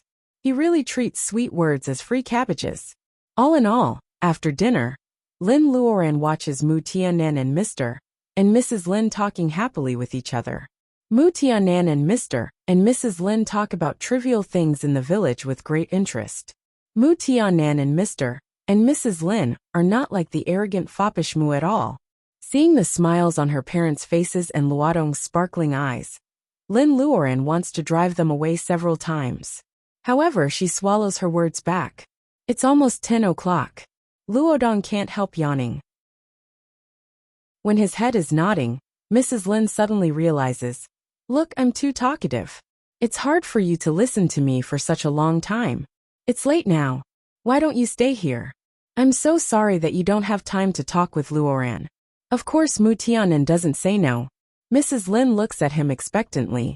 Lin Luoran has to nod her head stiffly to show her agreement. When they pass by each other, Lin Luoran asks in a low voice, "What are you doing here? Who is your friend?" Mu Tianan rubs his sore face and puts his head close to Lin Luoran's. He answers in a low voice, "You know what I'm here for." Mrs. Lin and Mr. Lin winks at each other. Mr. Lin takes the sleepy Luodong and leaves with Mrs. Lin. Only Lin Luoran and Mu Tianan are left in the living room. Looking at Mrs. Lin's sneaky face, Lin knows that she must have misunderstood. Looking at Mu Tianan's annoying smile, Lin Luoran has a headache. Chapter 55. Lin Luoran usually spends most of her time cultivating in the space at night. Now that there is an outsider in the house, Lin Luoran spreads a mat in the room and tries to meditate in the room. During her trip to Rueli, Lin Luoran has humiliated the arrogant Ellie a little, and the raw stones she has picked up are not the most important. What makes Lin Luoran most happy is that she has cleared away all the agitated Reiki in the raw stones sold by the Burmese man. What she has gained is more than working for Luz for a month. Lin Luoran only uses her spiritual mind to explore the bead. She can feel the thread-like Reiki flowing in the medicine field. The Reiki of various plants are mingling with each other, which makes Lin Luoran want to jump into the space. However, thinking of Mu Tianan who is sleeping in the front yard, Lin Luoran feels that it is too risky. Lin Luoran comes back to herself. She holds back her desire to cultivate in the space and decides to meditate. Thinking about the breathing method taught by Master Jia, Lin Luoran enters the state of inner vision again. The Reiki absorbed from the bead not only fills up Lin Luoran's meridians, but also flows out from time to nourish her bones and muscles. Lin Luoran calms down and concentrates. The Reiki moves slowly under her effort. The Reiki flows through her meridians in a jerky way. Lin Luoran feels that she has gained a lot this time. She watches a lot of Reiki in her body. Lin Luoran decides to try her best tonight to see if she can loosen the bottleneck she has been stuck in for a long time. Lin Luoran doesn't worry about the lack of Reiki. The bead has been sending Reiki into her body. Compared with her current level, she has more Reiki in her body. However, she can't direct the Reiki, so she can only stare at the treasures in her meridians. Lin Luoran looks at the Reiki in her meridians. The Reiki is like knotty threads running around and tangling with each other. If she directs the Reiki to move by force, the Reiki will only get more tangled. What if he straightened out the messy wires before running it? Lin Luoran is enlightened. She feels that she has found the right way this time. She starts to sort out the Reiki patiently. The Reiki are tangled together. Lin Luoran finds the ends of two tiny strands of Reiki. She first twists them into a slightly larger strand of Reiki. Then she looks for the third strand and the fourth strand. She keeps merging the larger Reiki with the smaller ones. After a long time, she finally twists all the messy Reiki into one strand. Looking at the rope of Reiki, which has been twisted by herself, and is ready to rebel at any time, Lin Luoran really wants to laugh out loud regardless of her image. Regardless of the resistance of the Reiki, Lin Luoran keeps mixing them like little Luodong is making clay figurines. Gradually, she breaks the gap between the Reiki and kneads them together. After all the hard work, Lin Luoran finally has the absolute right to direct the Reiki. She has no time to be happy. She carefully lets the Reiki flow along her meridians. Her marrow and meridians have been cleansed by the flame fruit. The blockage in her meridians is not a threat to her at all. Lin Luoran's difficulty in cultivation is not that she doesn't have a good teacher to guide her. She doesn't have any spells to practice, and no peers to refer to. She has to explore everything on her own, and she doesn't know what is right. The path of cultivation is difficult. However, Lin Luoran is willing to spend 100 times more time trying. She doesn't want to go back to being an ordinary person in that world. Her path will be further, and the world will be wider and wider, right? Boom! Lin Luoran feels like a firework is blooming in front of her. Just like last time when she was suddenly able to look inside. The Reiki under Lin Luoran's command finally runs a complete circle along her meridians. Lin Luoran exhales a mouthful of turbid air. She feels very comfortable. She feels that every pore on her body is opened and greedily absorbing the Reiki from the bead on her wrist. Lin Luoran calms down and continues to twist the army of Reiki into a ball. She continues the circle of Reiki along the path she just walked. The temperature is low in winter and the air is dry. However, the embroidery building where Lin Luoran lives is warm and moist because of her cultivation. In such a quiet night, everyone in the Lin's house except for Lin Luoran has already fallen asleep. However, at this moment, the copper bell on the eaves of the embroidery building rings without any wind. It is very light, as if it is air-dried. However, Lin Luoran suddenly opens her eyes. A man in black quietly jumps down from the window. He is 2 floors high. Because he falls on the muddy ground in the backyard, his footsteps are silent. He is as light as a cat. After a few leaps, he arrives at the embroidery building where Lin Luoran lives. Looking at the exquisite embroidery building, the man in black smiles frivolously. This woman still lives in the embroidery building. Does she really think that she is a lady from a big family? The man in black is a little sarcastic. He doesn't want to admit that the woman living in this building is more elegant than all the ladies from a big family he has seen. The black-clothed man looked around. The exquisite wooden railings of the embroidery building provided him with convenience. He used his inner strength and leaped into the air with a tap on the ground. He used both hands to climb onto the railings. He doesn't rush in. Instead, he looks into the room through the half-closed window. The moon is nice tonight. The man in black thinks that he can see a beauty sleeping. However, the mosquito net on the embroidery bed is fluttering, and the owner of the bed is nowhere to be seen. At this time, Lin Luoran is meditating. In fact, she is in the room. The moonlight is dim.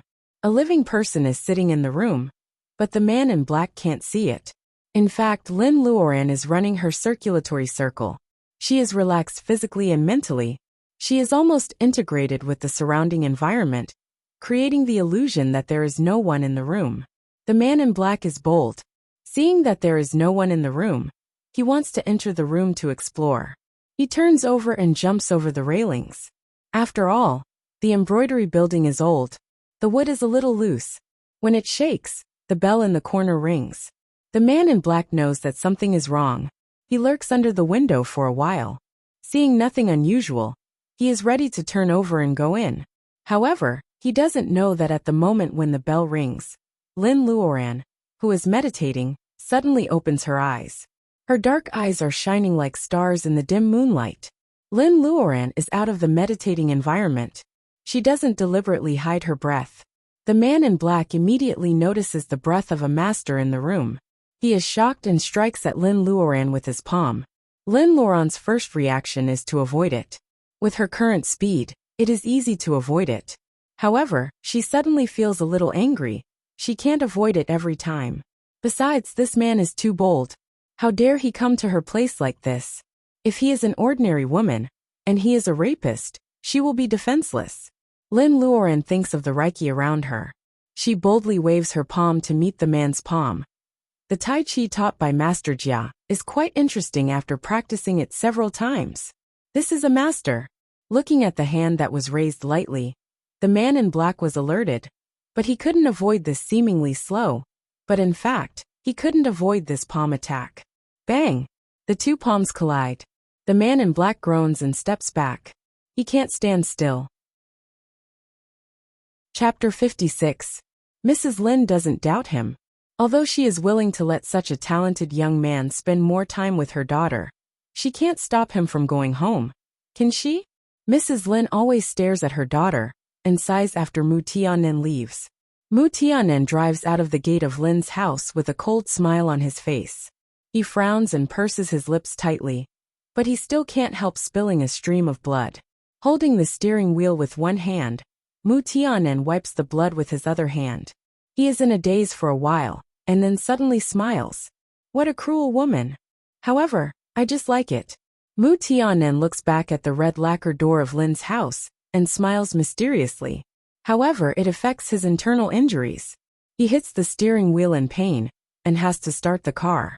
He steps on the gas and drives away. Lin Luoran is so cruel that she doesn't know what is going on in Master Mu's mind. Even if she does, she will still sneer at him. She is not a love-struck fool. Since Master Mu dares to ignore Lin Luoran's reputation, he deserves to be slapped by Master Mu. Thinking of the tricky Reiki in her palm, Lin Luoran can't help but want to laugh. She may be able to survive after being hit by that palm, but she will suffer for a long time. As for whether her real strength will be exposed, Lin Luoran doesn't even think about it. If she is afraid of wolves in front and tigers behind, there will be a lot of pressure and suffering from the outside world in the future. How can she face it? Thinking about what to do, Lin Luoran takes a knife into the space. This time, Lin Luoran has gained a lot in Rueli. Lin Luoran can't absorb all of them, so almost all of them go to the space. With enough Reiki, the herbs in the medicine shop inevitably get some lucky chances. The small green tree by the spring is destined to have no reaction. Since the last time when the black flower bloomed and strengthened Lin Luoran's spiritual mind, it has been growing quietly in the same place. Naturally, there is no change. What changes is that the first outsider of the space, the fleece flower that Lin Luoran picked up from the vegetable market, suddenly blooms. Not only that, but the 7 small ginsengs surrounding the knotweed. Oh, I've already given one to Master Jia, so they're no longer the Calabash brothers. There are only 6 of them left. These 6 little things had verdant leaves, and there were actually long strips growing out from the depths of the leaves. There were small flowers on them. Could they be ginseng flower buds? Counting the time, from the time he planted the ginseng seeds until today, it was only late autumn, and now it was winter. It had been 3 months. Did it mean that it would take 100 years for the ginseng to bear fruit in his space? Although Lin has bought some artificial ginseng seeds that are over 10 years old and put them in her space, the ginseng she bought at the beginning is what she values most. Lin Luoran is happy to think that she may harvest a batch of their seeds. The fleece flower has also bloomed. It seems that it will bear fruit in a few days. Lin was going to pull it out for something else, but now it's not a good time to do it now. Why not wait a few more days? Holding the knife, Lin Luoran can't go back empty-handed. Those ordinary medicinal materials that she has in her space will be in trouble. Well, this Angelica is good, and its quality must be much better than those bought outside. Lin Luoran will take it. As for this Poria Cocos, Lin Luoran remembered that she picked it up in the mountains with her father last time. At that time, she didn't know its name, and only felt that it had more Reiki than other plants. Later, she specially looked it up, and found many medicinal materials that she didn't know because of the strong Reiki. Even so, there are many medicinal materials that are not recorded in the circulating materials. Lin Luoran finds that they all have good Reiki. She suspects that they are medicinal materials used by people of a higher level, such as cultivators. Of course, these are all Lin Luoran's guesses. She has to find out the truth later. This wolfberry is also growing well. Its branches and leaves are luxuriant, and it almost invades the territory of Acaranthes bidentata. Lin Luoran picks the red wolfberry first. If there is extra, she can make wine for Mr. Lin. It seems that Acaranthes bidentata also needs to be used. Ba, Acaranthes bidentata can't escape today. After collecting all the medicinal materials she needs in the space, Lin Luoran goes to the pharmacy to buy Daughter. Daughter needs to be soaked in wine to sprout, and she doesn't have any in the space. Except for the fleece flower, Lin Luoran collects all the medicinal materials she needs. She starts to process them in the backyard. The processing of traditional Chinese medicine is also very particular. Medicinal materials with different processing effects have different effects. For example, in the prescription Lin Luoran knows, most of the medicinal materials need to be soaked in wine and then taken out to dry in the sun, waiting to be used as medicine. Moreover, the method and time of soaking are different. For example, the shoots of Acaranthes bidentata must be removed and soaked in wine for a day. After that, instead of drying in the sun immediately, It needs to be steamed together with the fleece flower. These trivial steps make Lin Luoran feel helpless, but she has to do it. If one day there is an alchemy furnace like in the cultivation novel, with some alchemy fire, can she put all the medicinal materials into the alchemy furnace and wait for the elixir to come out? Lin Luoran is very doubtful. Even making medicine in the secular world is so troublesome. Then the cultivation novel seems to be bragging. Seeing their daughter busy in the backyard, pouring the wine into the jars, and soaking the medicinal materials, Mr. and Mrs. Lin have been observing her for a long time. On the 5th day, Mr. Lin finally can't stand it anymore, and sends Mrs. Lin to take the lead. Luoran, are you soaking the medicinal wine for your father to nourish his body? That's too troublesome. Lin Luoran is speechless. It turns out that her parents think she is soaking the medicinal wine. She has no choice but to tell them that she is making pills for Wang Miaoyi. After a long explanation, her parents finally understand.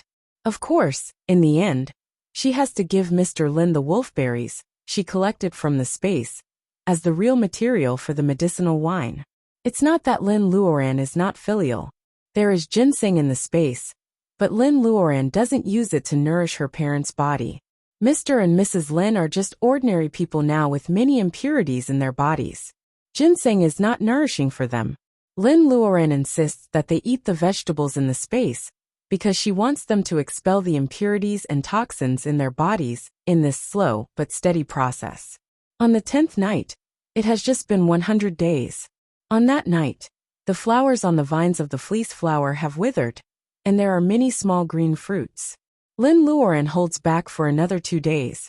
It seems that the fruits are almost fixed. Then she waters the roots of the fleece flower with spring water and puts the seeds away carefully.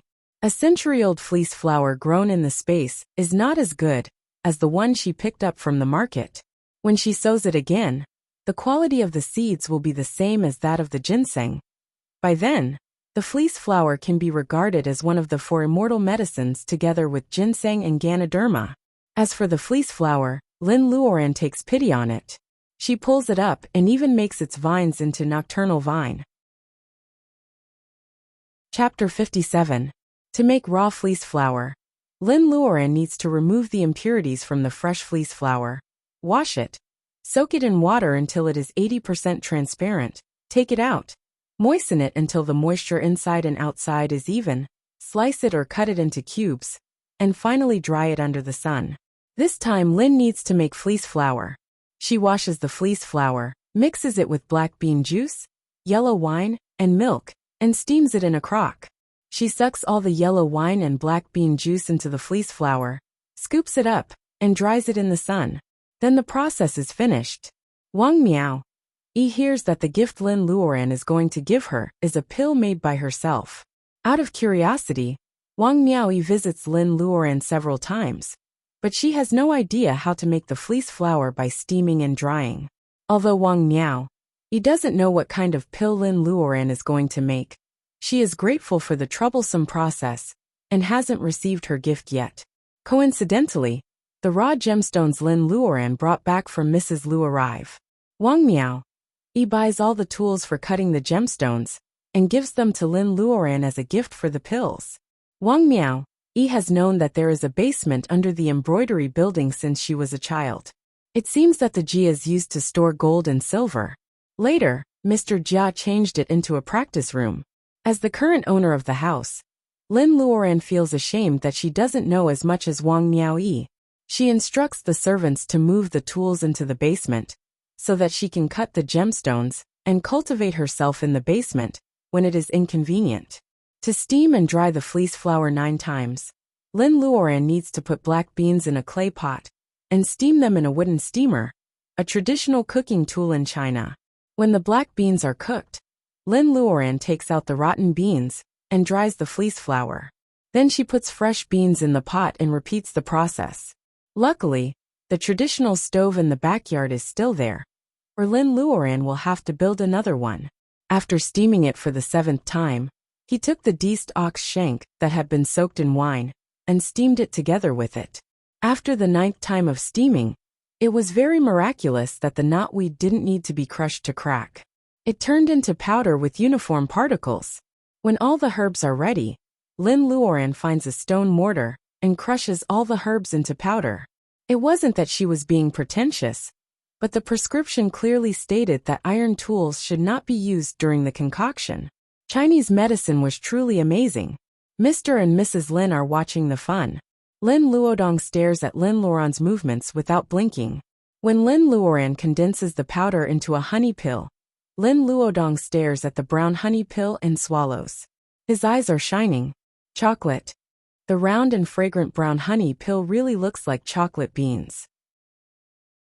With her clear eyes, Lin Luoran can see that the Reiki and the honey pill is mixed together, and the medicine is stable without conflict. Instead, the honey pill exudes spirituality that can't be found in traditional Chinese medicine. If Lin Luoran doesn't see it clearly, she will suspect that the honey pill she spent so much effort to make is actually chocolate beans. My dear, what kind of pills are these? Are they really edible? Mrs. Lin picks up a pill. Except for the special smell of medicine, she can't see anything special about it. Lin Luoran takes a custom-made porcelain bottle and puts the honey pills into it. This time, she makes 4 small bottles with about 100 pills in each bottle. After putting the honey pills into the bottle, Lin Luoran says to her mother, "Of course they are effective. They are made according to the book in my house. By the way, Dad, where is my medicine book?" Lin Luoran's family is poor, but they have 2 family heirlooms. One is a bracelet, and the other is a tattered medicine book. Only the first half of the book remains, and many words are eaten by worms. When Lin Luoran was a child, she learned calligraphy from Uncle Li. She didn't have enough money to buy a copybook, so she opened the medicine book and practiced according to a prescription over and over again. As a result, she can remember every word clearly. This is the prescription of the honey pill she is making today. The name of the honey pill is Skin Beauty Pill. As the name suggests, it is mostly used for women's beauty. Lin Luoran dares to use the precious fleece flower grown in her space to refine this medicine, because she firmly believes in the formula in the medicine book. Or it should be said that she becomes more convinced after she gets the bead space. After all, the medicine book is passed down by her ancestors. Lin Luoran's medicine book only has the first half, and it is very tattered. However, it has taught Mr. Lin, an honest farmer, how to identify many herbs. When he was sick when he was a child, he also followed the instructions in the book. He dug up some herbs and drank them. Usually, 1 dose of the medicine would be effective, and it was very effective in treating minor illnesses. Now that she thinks about it, maybe it is also a treasure. It is a pity that the second half is missing. Mr. Lin scratches his head and says, "I forgot about it.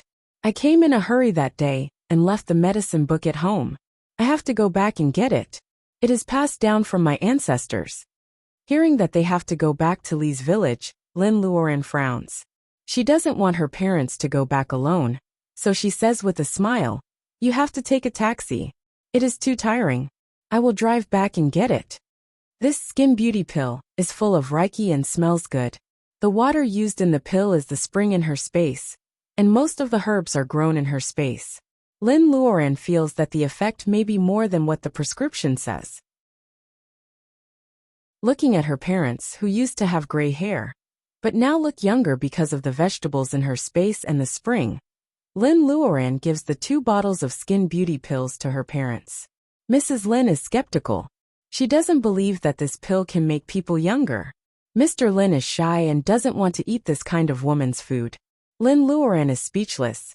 Her parents are still old-fashioned. Although she has told them about the space, only she can enter the space, and they can't see it in person. Lin Luoran didn't make much progress when she started cultivating, so her parents inevitably cling to their prejudices. They always think that Lin Luoran is still an ordinary girl, and they don't understand that Lin Luoran, a rookie cultivator, actually has some tricks. Lin Luoran has no choice. Fortunately, she has been able to direct the Reiki in her body. She mobilizes a trace of Reiki and condenses it into a thin rope. She forces the rope out of her body and gently picks a leaf off her mother's head. Looking at the leaves moving without wind and circling around them, Mr. and Mrs. Lin finally realize that their daughter has the foundation of a fairy. She can conjure a lot of delicious vegetables out of thin air, change her appearance, refine medicine, and command the leaves to dance. What else can it be if it isn't a fairy's skill? Seeing that her parents finally accept the skin beauty pills, Lin Luoran is relieved. She puts the other 2 bottles into her space. She turns around and sees Luodong staring at her curiously. He seems to be thinking about something. Lin Luoran smiles at Luodong's serious look. Maybe it is interesting for a kid to make something disappear all of a sudden. Luodong is a member of the Lin family. Lin Luoran thinks that she should find some time to teach him how to cultivate. Chapter 58. As for the skin beauty bolus, Wang Miao, he doesn't know how precious the herbs used by Lin Luoran are. However, she knows how much effort Lin Luoran has put into making the bolus. It takes her more than 10 days to make it. How can it not be precious? I'm the only daughter in my family. I don't have any brothers or sisters since I was a kid. Sister, you are like my sister. Of course, common hobbies and interests are one of the reasons for making friends. Compared with Lin Luoran, Wang Miao, he is more considerate than many of her so-called friends.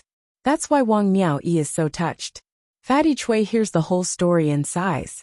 He thinks that Wang Miao has a good sister. He remembers that Mu Tiannan inquired about Lin Luoran in Ruili last time.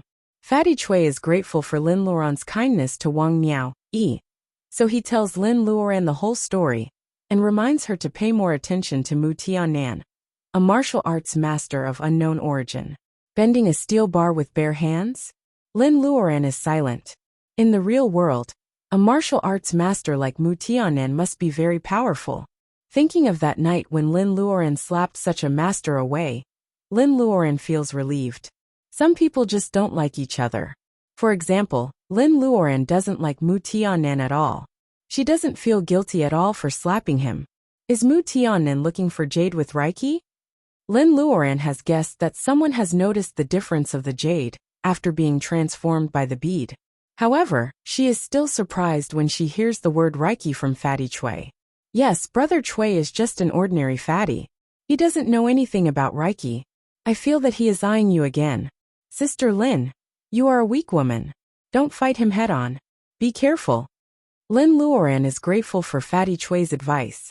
However, she really wants to say that she is not a weak woman. However, if Mu Tiannan can say the word Reiki, can the person behind him be one of her kind? On the way back to her hometown, Lin Luoran doesn't plan to meet relatives at all. Even though they are all cultivators, there are good and bad cultivators. Lin Luoran doesn't know anything about cultivators, so she doesn't plan to meet them. Well, although she wants to exchange experience with them or learn from them secretly, she has to be safe first. When Lin arrives at her hometown, Aunt Lee is sweeping the yard. Seeing Lin's car, Aunt Lee puts down the broom and greets her. Luoran, why are you here? Don't you go to work today? Yes, second aunt. Thank you for taking care of the house for us. Looking at Lin Luoran's gifts, Auntie Lee is a little embarrassed. She says that Lin Luoran is too generous. When Lin Luoran enters the house, Auntie Lee whispers, Luoran, be careful when you are alone at home. Lianping has been at home these days. He often comes to your house and asks me about your address in the provincial city.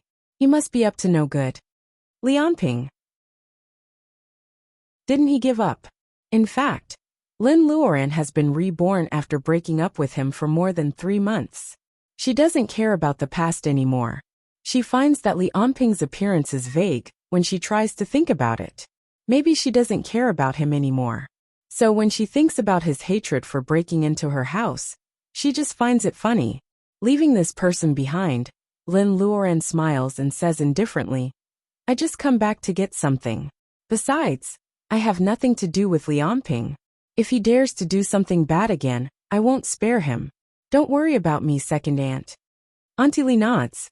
Hearing that Lin Luoran is going to get something, she is afraid that the Lin family has hidden something valuable. As an outsider, she can't be there to help. Therefore, she asks Lin Luoran to have lunch at her house and goes home to cook. Lin Luoran can't refuse. She has a good relationship with Auntie Lee, so she agrees. Seeing Auntie Lee's back disappearing outside the fence, Lin Luoran enters the house with the help of the door frame. In less than a month, the old furniture in the house is covered with dust. Lin Luoran opens a red leather box with peeling paint in her parents' house and finds a small bag wrapped in a piece of cloth at the bottom of the box. She opens it and sees a blue cover.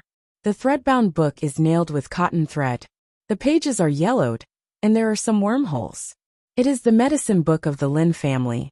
Lin Luoran smiles. She is really afraid that this inconspicuous good thing is lost. It's good that it is still there. With a thought, she puts the medicine book into the space.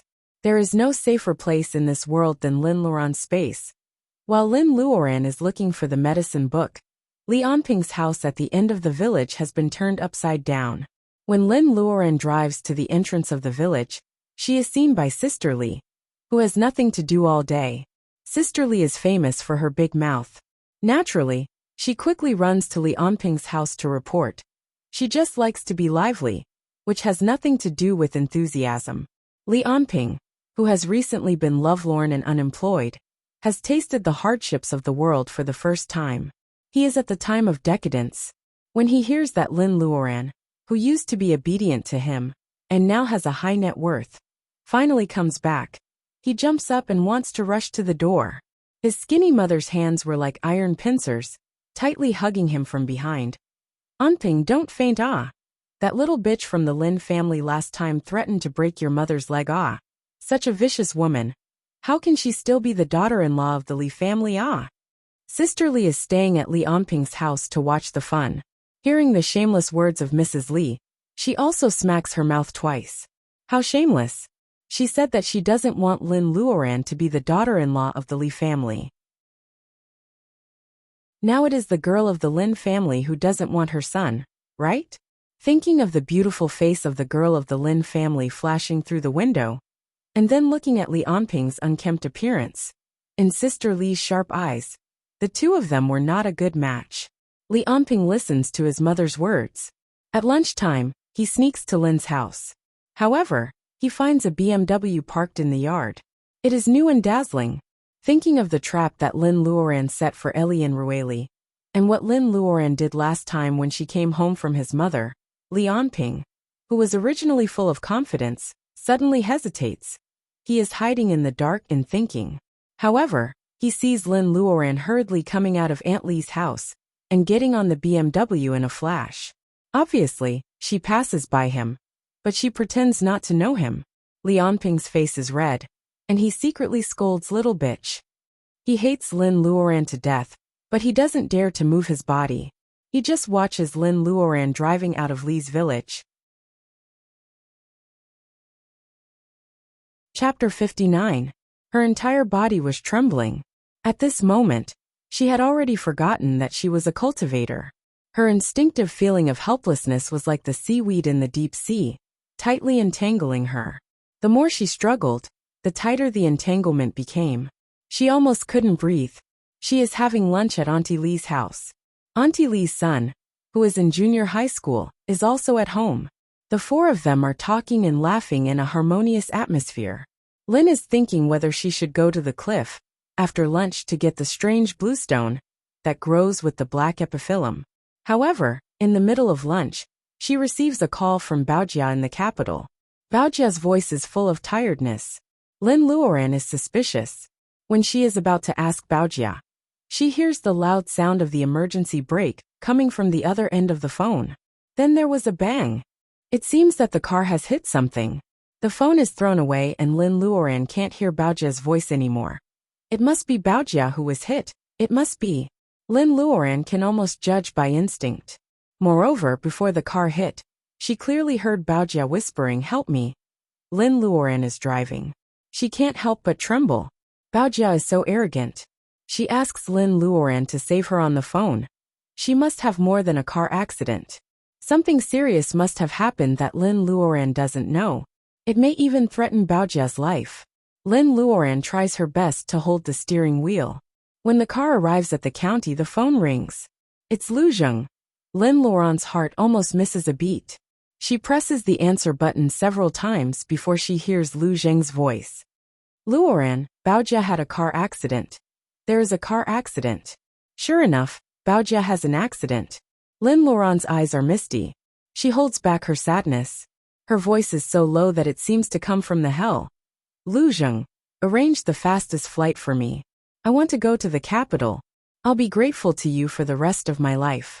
Lu Zheng was silent for a few seconds before he finally said, okay. Lin Luoran hangs up the phone. She sniffs and blinks away the tears in her eyes. She can't be knocked down now. She needs to calm down. Baojia is still waiting for her to save her. About 5 minutes later, Lu Zheng called again. Go directly to the airport. It's already been arranged. Thank you. Lin Luoran hangs up the phone and steps on the accelerator. She drives the BMW through the traffic, speeding, running red lights, and breaking all the traffic rules. However, she doesn't care about that now. Her only hope is to get to Baojia's side as soon as possible. If Lin Luoran's friendship with Wang Miao is mutual understanding, then Baojia is like Lin Luoran's sister. Baojia, wait for me. Lin Luoran runs all the way from her hometown to the airport in less than an hour. Lu Zheng has arranged not only the flight, but also himself. He is waiting for Lin at the airport. He is Baojia's fiancé. If he doesn't go to the capital now, Lin Luoran will beat him. Therefore, she is not surprised to see him. Neither of them was in the mood to catch up. They went straight to the plane arranged by Lu Zheng. It turned out to be a helicopter. They didn't know where Lu Zheng found it, but it was waiting for them at the airport. Before boarding the plane, Lin Luoran calls home. She is afraid that her parents will be worried, so she doesn't tell them the truth.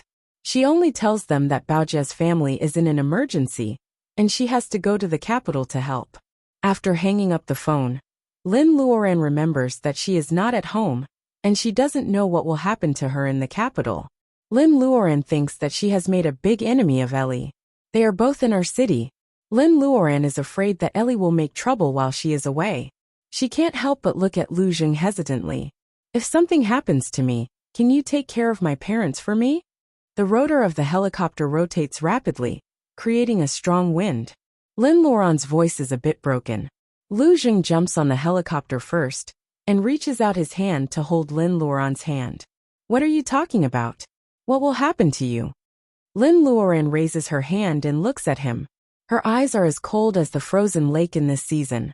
Lu Zheng's face is reflected in her calm pupils. I don't believe that you don't know anything. If something happens to Baojia, I can't guarantee what I will do. So please take care of my parents, okay? As the helicopter rotates, Lin Luoran's hair is flying in the air, covering most of her face. Only her eyes are calm, and not like an ordinary woman. Lu Zheng solemnly agrees. Lin Luoran smiles. Her sudden smile in the cold winter dazzles the nearby staff. She looks like a peerless beauty. However, she doesn't hold Lu Zheng's hand. Instead, she jumps onto the helicopter like a light swallow. Lu Zheng's hand stops in the air. Suddenly, he feels a little pain in his heart. Lin Luoran doesn't even want to touch his hand. She must have some resentment in her heart. Resentment that he can't protect Baojia. The helicopter rises to the blue sky. Lin Luoran's side face is frighteningly cold. Lu Zheng wants to say something several times, but he doesn't know how to say it in the face of her sudden indifference. In the end, he can only look out of the window. Looking down from here, the basin is shrouded in clouds all year round over S province. Surrounded by mountains, it is like a fairy mountain. It is always misty, but it is always hard to see a real sunny day. Just like his relationship with Lin Luoran. Lin Luoran sits in the seat and has to force herself to run Reiki over and over again to gradually calm down her anxious mood. Maybe it is the power of Lu Zheng's family or Baojia's grandpa. But the helicopter directly lands on the rooftop of a building of the General Military Hospital in the capital. Several core subordinates of Lu's family surround her, as well as a military officer in a military uniform. Lin Luoran guesses that they are Baojia's grandpa's people. She doesn't care about her image and asks the soldier, "What happened to Baojia?" The military officer salutes Lin Luoran, but he looks embarrassed. Finally, he leads Lin Luoran to the operating room where the red light is on. Commander Qin is sitting on a bench outside the operating room, smoking. He only nods when he sees Lin Luoran and Lu Zheng. The person lying in the operating room is his only daughter, who passed away early. The old general who used to be ruddy looks 10 years older all of a sudden. Commander Qin doesn't even break his principle to help Lin Luoran with adoption, but he agrees to let the helicopter land on the rooftop of the hospital. Lin Luoran's heart has been cold since she got off the helicopter. Looking at Commander Qin's face, Lin Luoran can't hold back her tears. Grandpa Qin Baojia. How is Baojia? Commander Qin, an old general who has been through a storm of bullets, stares at the operating room with sorrow in his eyes. His voice is so hoarse that it sounds like silk that has been cut by a blade. What do you think? She has been in the operation. Thank you for coming. The doctor said that the situation is not optimistic. The soldier who leads them here punches the white wall of the hospital. His eyes are as red as a beast's. Commander, I'm going to kill him to avenge Our Lady. However, he is held tightly by other soldiers and pressed against the wall, unable to move. Don't be impulsive. You will hurt Our Lady and the commander. It has been several hours since the accident, and she is still in the operation. The situation is not optimistic. Does it mean that the doctor has issued a notice of critical illness? What about thank you for coming? Is it? What she has been worrying about is confirmed. Lin Luoran staggers and feels that all her strength is drained away. She is introverted and has always been difficult to get along with. She doesn't have many friends. Except for her parents. The one who treats her the best in her life is not her ex-boyfriend Lian Ping, but Qin Baojia, who always says that she will protect her.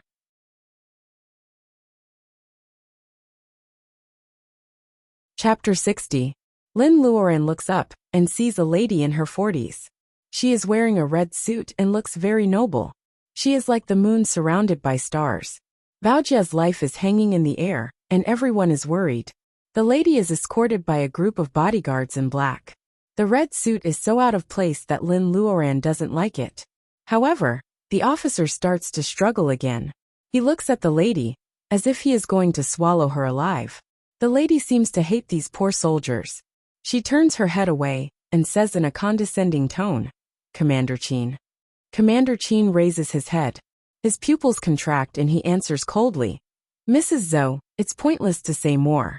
Let's follow the procedure. Mrs. Zhou frowns. She takes out a handkerchief to wipe her tearless eyes. Commander Qin, you know better than anyone else about the Ruan family. This bastard is domineering, but he has always liked Baojia. Even though he knows that she is engaged, he will never hurt her. This must be a misunderstanding. Before Commander Qin can say anything, the officer who is being held down starts to curse. Misunderstanding? Miss Zhou is lying in the operating room because of a misunderstanding. Others may be afraid of the Zhou family's power, but Lu Sanchun is not afraid of the Zhou family. Zhou Yaowei failed to force Baojia to marry him and hurt her on purpose. Lin Luoran's eyes are still wet. Hearing this, she suddenly raises her head. Zhou Yaowei did it on purpose. The son of this lady, Zhou Yaowei, wanted to kill Baojia? Seeing that Commander Qin doesn't refute his subordinate's words, Mrs. Zhou becomes anxious. Commander Qin, I came here because of the friendship between our families. Yaowei is such a good boy. How could he hit Baojia on purpose? Please don't be fooled by outsiders. For the sake of Buddha, he is the only son of the Zhou family. If my father-in-law knows about this, I don't know how sad he will be. Then, Mrs. Zhou started to cry. Lin Luoran is sensitive enough to notice that when she says father-in-law, Commander Qin's anger stops, and he seems to be struggling to control himself. Mrs. Zhou's father-in-law is a dead man. Will he be the key person to change Commander Qin's attitude in this accident? No, according to Mrs. Zhou's feeble retort. This is clearly a premeditated murder. Coldness flashes through Lin Luoran's eyes. It seems that Mrs. Zhou is taking advantage of the influence of the Zhou family and the late Mr. Zhou, who has a great influence on Commander Qin. Mrs. Zhou is so arrogant. Instead of apologizing, she brings a large group of people in bright red clothes to make a scene in the hospital. Lin Luoran looks at Lu Zheng, who has been silent since the beginning. His fiancée is lying in the operating room. Facing the mother of his enemy, he chooses to remain silent. Is it because the elders are here that Lu Zheng can't act rashly? Or is it because the Zhou family is so powerful that Lu Zheng has to be afraid? Lin Luoren doesn't know, and she doesn't want to know. She only knows that Baojia is still lying on the operating table, and the doctors are saving her. She will not allow anyone to disturb the quiet environment. Never. Mrs. Zhou, if you don't have anything else to say, please leave. As for your son, he will be fine if he didn't do it. If he did, he can't get away with it. Lin Luoren unconsciously says can't get away with it with Reiki. Her words echo in the long corridor of the hospital, making people feel that she is inviolable. Mrs. Zhou is frightened by the beautiful woman who suddenly speaks. She is elegant, and the capital is a place full of hidden talents. Mrs. Zhou doesn't know who Lin Luoren is, so she doesn't answer her. Instead, she just wails at Commander Qin. Commander Qin watched Yao grow up.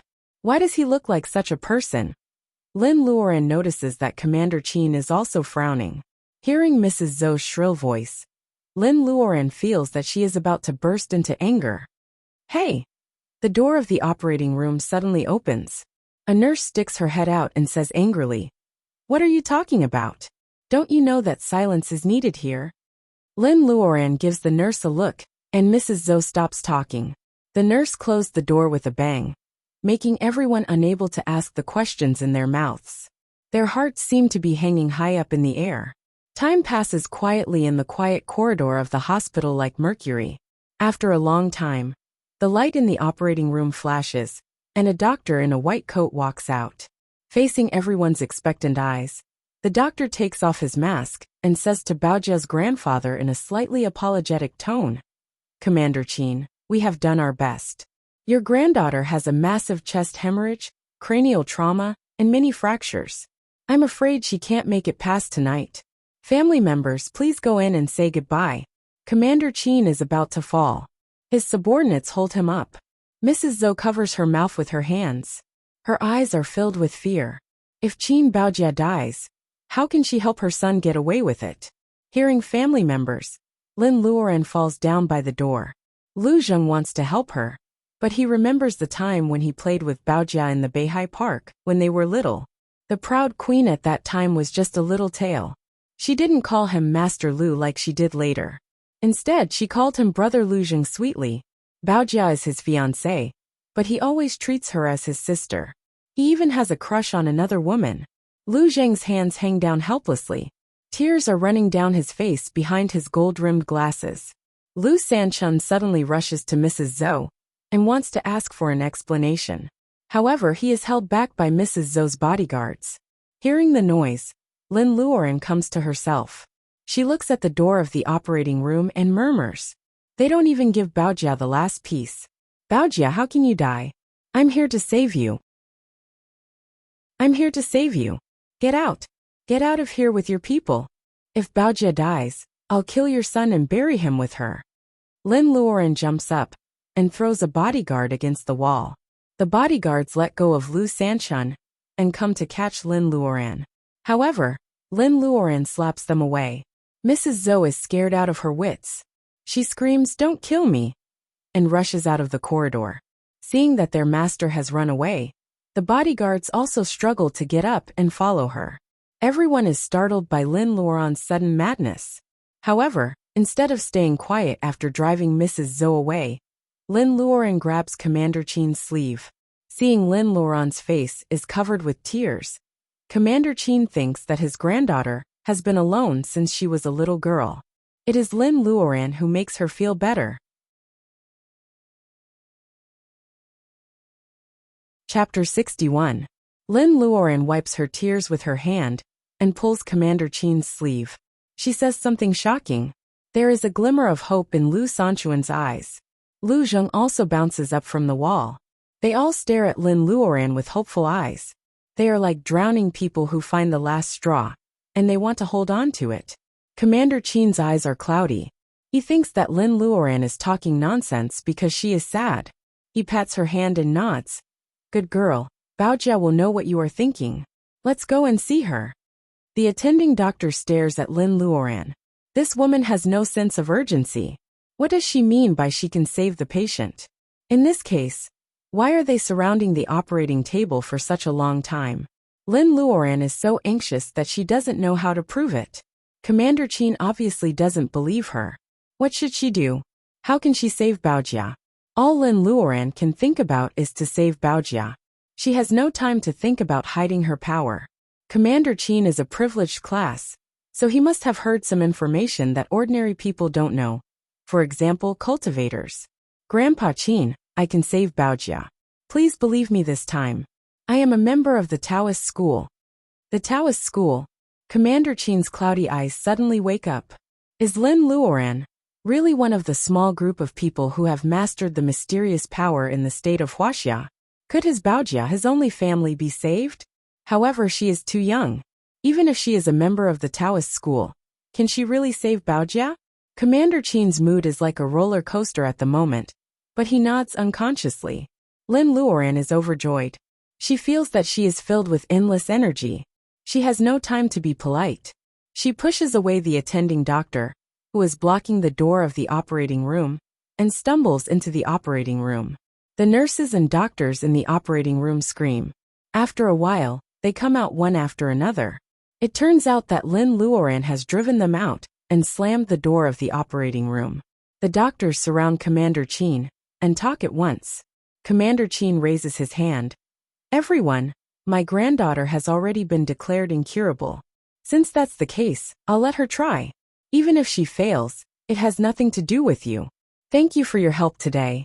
Commander Qin's words are reasonable. Hearing that they won't be held responsible, the doctors stop making noise.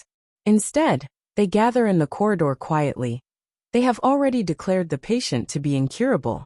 Can the beautiful young woman in the room be saved by herself? Lu Sanchun hesitates.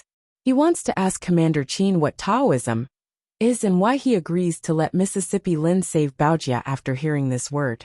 However, seeing that Commander Qin is in deep thought, Lu Sanchun doesn't dare to disturb him. Commander Qin suddenly turns around and says sternly, "No matter what happens today, I don't want anyone to know about it." Several soldiers, including Lu Sanchun, move neatly and give a military salute. Yes, the doctors shrunk their necks and made their promises. Commander Qin looks at Lu Zheng. Lu Zheng smiles bitterly. I promise I won't let anyone else in the Lu family know about this.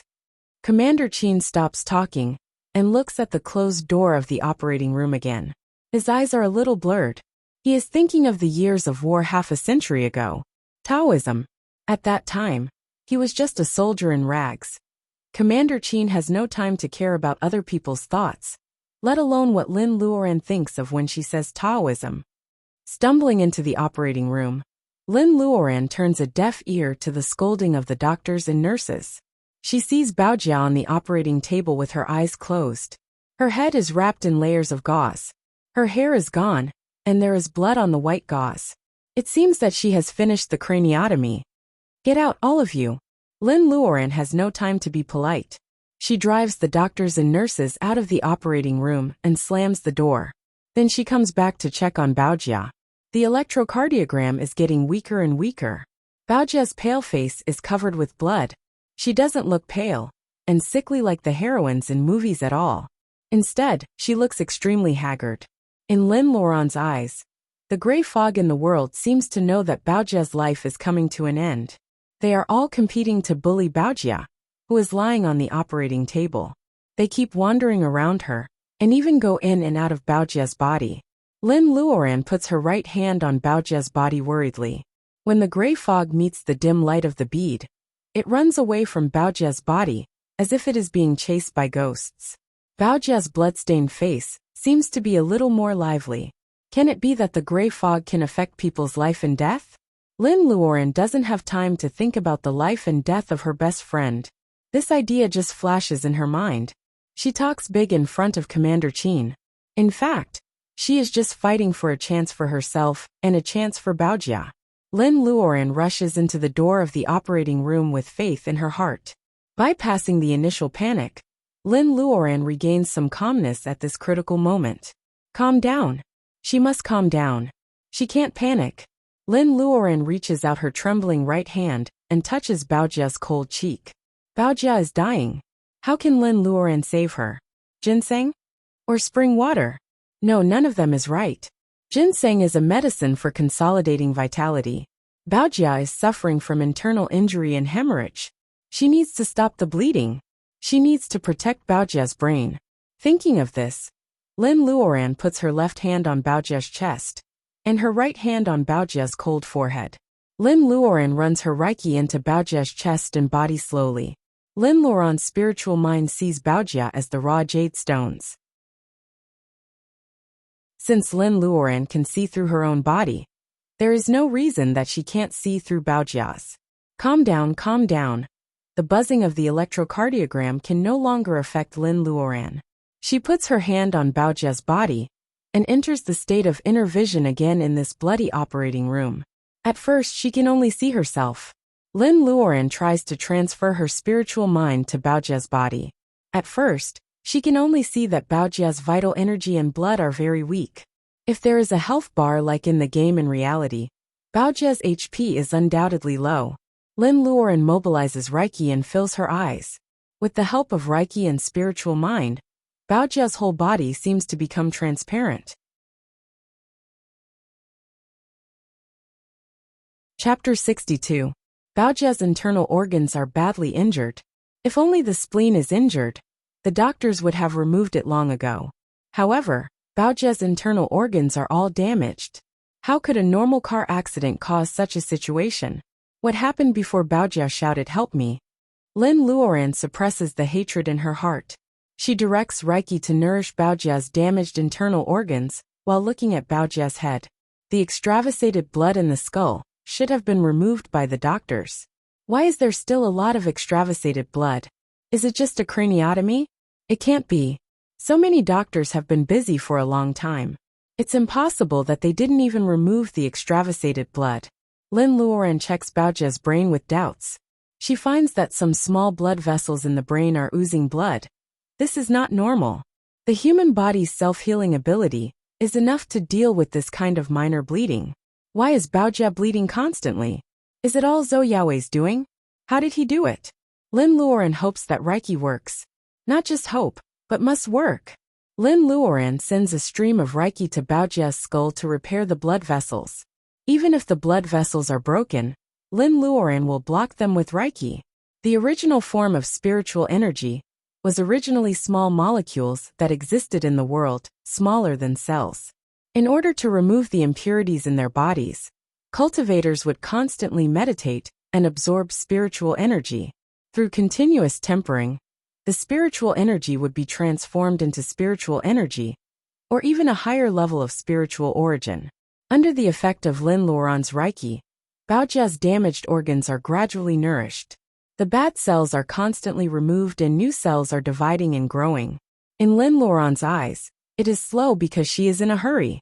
In fact, if she had asked the doctors outside to come in and observe with a microscope, they would have exclaimed that it was a miracle. Lin Luoran repairs the skull and the internal organs at the same time. However, she is just at the stage of training qi into her body. Her pubic region and sea of Reiki haven't formed yet. She can't rely on her foundation to restore Reiki. She has to rely on the bead for everything. Compared with Lin Luoran's consumption, the bead's Reiki is too slow and too little. It has only been 10 minutes since Lin started to treat Baojia. Sweat the size of soybeans has appeared on Lin's forehead. This is an operating room with a constant temperature. The temperature will not be too high or too low. The sweat on Lin Luoran's forehead is because she has used up all the Reiki in her body. The Reiki in her body begins to run out. This is her body's instinctive reaction. The transmission of the bead was too slow. What should I do? What should I do? The Reiki in Lin Luoran's meridians are all sucked out. She can't support such a huge treatment at all.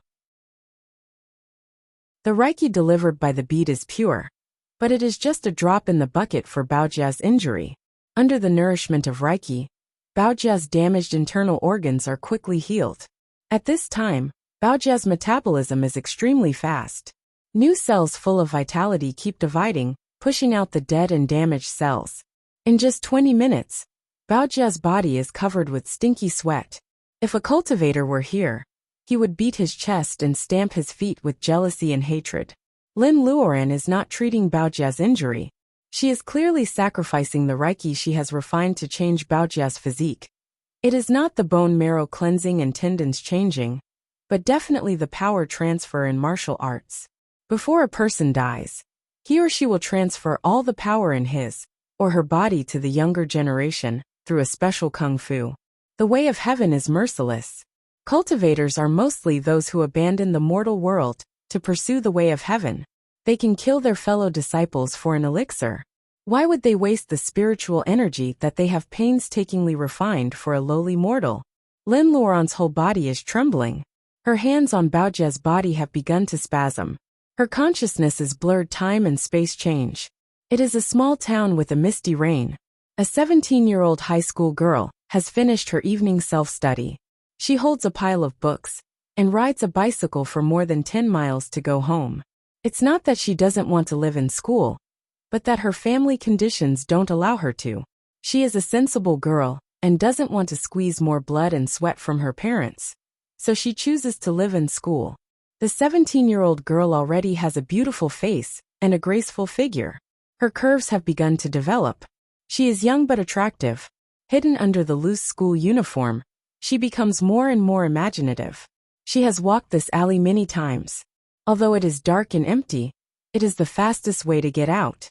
The girl purses her lips and tries to cheer herself up. The neon lights in the small town are not gorgeous, but the girl is still very happy to see the faint street lights at the entrance of the alley. She steps hard, and the bicycle is about to rush out of the dark alley. However, she feels that the bicycle stops. The girl looks around with the light at the entrance of the alley. She doesn't know where the hands come from and grab the back seat of the bicycle. She screams, but her mouth is covered by another pair of hands. 3 hooligans drag the girl into the alley with their hands covering her mouth. At the age of 17, she is not as calm as she is today. Encountering this kind of thing, she is so flustered that she doesn't know what to do. Those dirty hands are touching her through her clothes. The girl tries hard not to let her tears fall, but she feels so lost and helpless. What to do? The sound of a motorcycle slowly approaches from afar. There are people coming to such a desolate place. The girl's flustered heart slowly calms down. This is her only hope. She suddenly bites hard on the sweaty hand covering her mouth. The man lets go in pain. Help! Help me! She thinks that her cry will be very loud, but she has already lost her strength and fear. It is just like the whine of a stray cat. After the initial panic, the 3 men burst into vulgar laughter as the motorcycle drove through the alley without knowing what was going on. You think someone is coming to save you? Ha ha! Stop dreaming. Dream, is it really a dream? The girl's heart is filled with despair, but she is not willing to give up like this. She kicks and screams, but she can't struggle against the arms of the men who have the natural advantage. Rip! The shirt under the school uniform is torn, and her white skin is exposed to the damp air of the small town. When the obscene big hands touch her collarbone, the girl finally can't help but close her eyes, and tears of crystal and despair fall. A fishy smell approaches. The disgusting man shows his yellow teeth and rubs them on the girl's face full of tears. Vroom, vroom.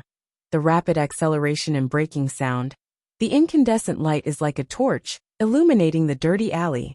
The girl suddenly opens her eyes and looks at the heavy motorcycle in disbelief. Is this the car just now? I hate people like you the most, bitches. The rider says twice. It is actually a woman's voice. The 3 men look at each other and laugh. I was worried that one is not enough, and now there is another one. Brothers, tonight is really a good day, ha ha ha ha. The 3 men rush up, and the girl's heart darkens. The original hope that originally surged up turns into regret. It is she who harmed others. If she doesn't ask for help, who knew that the next moment, the scene they imagined did not happen? The female rider in leather clothes and pants threw out a backpack with one hand, hitting one of the criminals. She nimbly flipped over and got off the car. She raised her right foot and directly kicked the other criminal in the face. 1 hit to win, and the 2 criminals are temporarily knocked to the ground. While the last criminal is stunned, the female rider takes off the helmet on her head and throws it at him with all her strength. The girl forgets to blink, and the female rider, who can't see her face clearly, stomps her feet. Get on the bike. She uses all her strength to pull her up from the ground and pulls her onto the bike. The three men had recovered from the pain and wanted to surround her, but the female rider had already ignited the accelerator, turned the handle, and rushed out of the alley. She cursed, but when she saw the motorcycle on the main road, she didn't dare to act rashly anymore. She could only hide in the shadows again. The bike doesn't stop until it reaches the brightly lit square. Looking at the crowd around, the girl finally can't help crying. The female rider has the courage to fight with the three criminals, but seeing the girl's tears, she is anxious, stomps her feet, and rushes into the roadside fast food restaurant. Here for you. Still against the light, the girl looks up and sees the female rider holding a cup of hot soybean milk in her hand. You are the new student in the third class, Qin Baojia? The girl suddenly recognizes her savior and forgets to cry for a moment. She points at the female rider while sobbing. Qin Baojia notices the school uniform on the girl. She really goes to the same high school as her. While thinking, she forcibly puts the soybean milk into the girl's hand with tears on her face. It's good that you know her. Don't cry. My scalp is numb when I hear others cry. Drink soybean milk, drink soybean milk. Frightened and in the cold spring, a cup of hot soybean milk is undoubtedly attractive to the girl. The one standing opposite her is Qin Baojia, who saved her, and is also from the same high school. The girl feels relaxed and unconsciously bites the straw of the soybean milk. How did you have the courage to come back to save me? The girl sips the soybean milk, and her voice is as low as a mosquito. Ah, you mean this? Who would like to save you? I just hate those bastards who do this kind of thing. Qin Baojia makes a gesture of cutting her throat, and suddenly says fiercely, by the way, can you shout louder next time you encounter this kind of thing? You sound like a cat. If I didn't pass by, who would come to save you? Although Qin Baojia doesn't admit that she deliberately turned back to save her, and her attitude is also fierce, the girl feels that Qin Baojia, who is said to be very difficult to get along with and famous in the whole grade, is actually as warm as the cup of soybean milk in her hand. Lin Luoran, my name is Lin Luoran. From now on, you are my good friend. When you are in danger, I will also come to save you. Lin Luoran raises her head and solemnly promises, but Qin Baojia sneers. Drink your soybean milk. Who do you want to save when you are a punching bag? Lin Luoran lowers her head because of her laughter, and she can't help biting the straw hard. If Qin Baojia didn't save her, according to her character, she would probably die in that alley after being insulted. I am serious. I owe you my life. I swear that I will definitely come to save you when you are in danger. The feeling of exhaustion of meridians hits Lin Luoran's consciousness. The promise she made on that night 10 years ago supports her to be strong, and supports her belief that she won't give up until the last moment. She is carrying more than one life. She hasn't paid back the life she owes to Baojia, so she can't fall down. Lin Luoran grits her teeth and draws out the last trace of Reiki to nourish her meridians. Then she can't hold it anymore and falls beside the operating table. At the last second before losing consciousness, Lin Luoran feels desperate. Is she still unable to save Baojia? Chapter 63. Silly girl. The sigh seems to come from the fairy mountain in the sky, simple and desolate. The sigh only lasts for a breath, and then disappears in the blink of an eye. However, it carries the breath of reincarnation. Lin Luoran, who is in a coma, can't hear it. In fact, even if she is awake, she won't be able to detect the sigh because of the difference between their realms. After the sigh, the bead rises slowly. A strong suction pulls Lin Luoran's arm up, and then she stands up. Lin Luoran's eyes are still closed, but her hands are moving. The fingertips of her right hand move slightly. Mysterious lines appear under her fingers little by little. At last, they form a simple and profound pattern, shining with a faint golden light in the air. In fact, at this time, the earth is no longer a holy land for cultivation. Most of the land is occupied by the gray fog. The remaining Reiki has been contaminated by the fog for a long time and become irritable. It is no longer suitable for cultivators to absorb.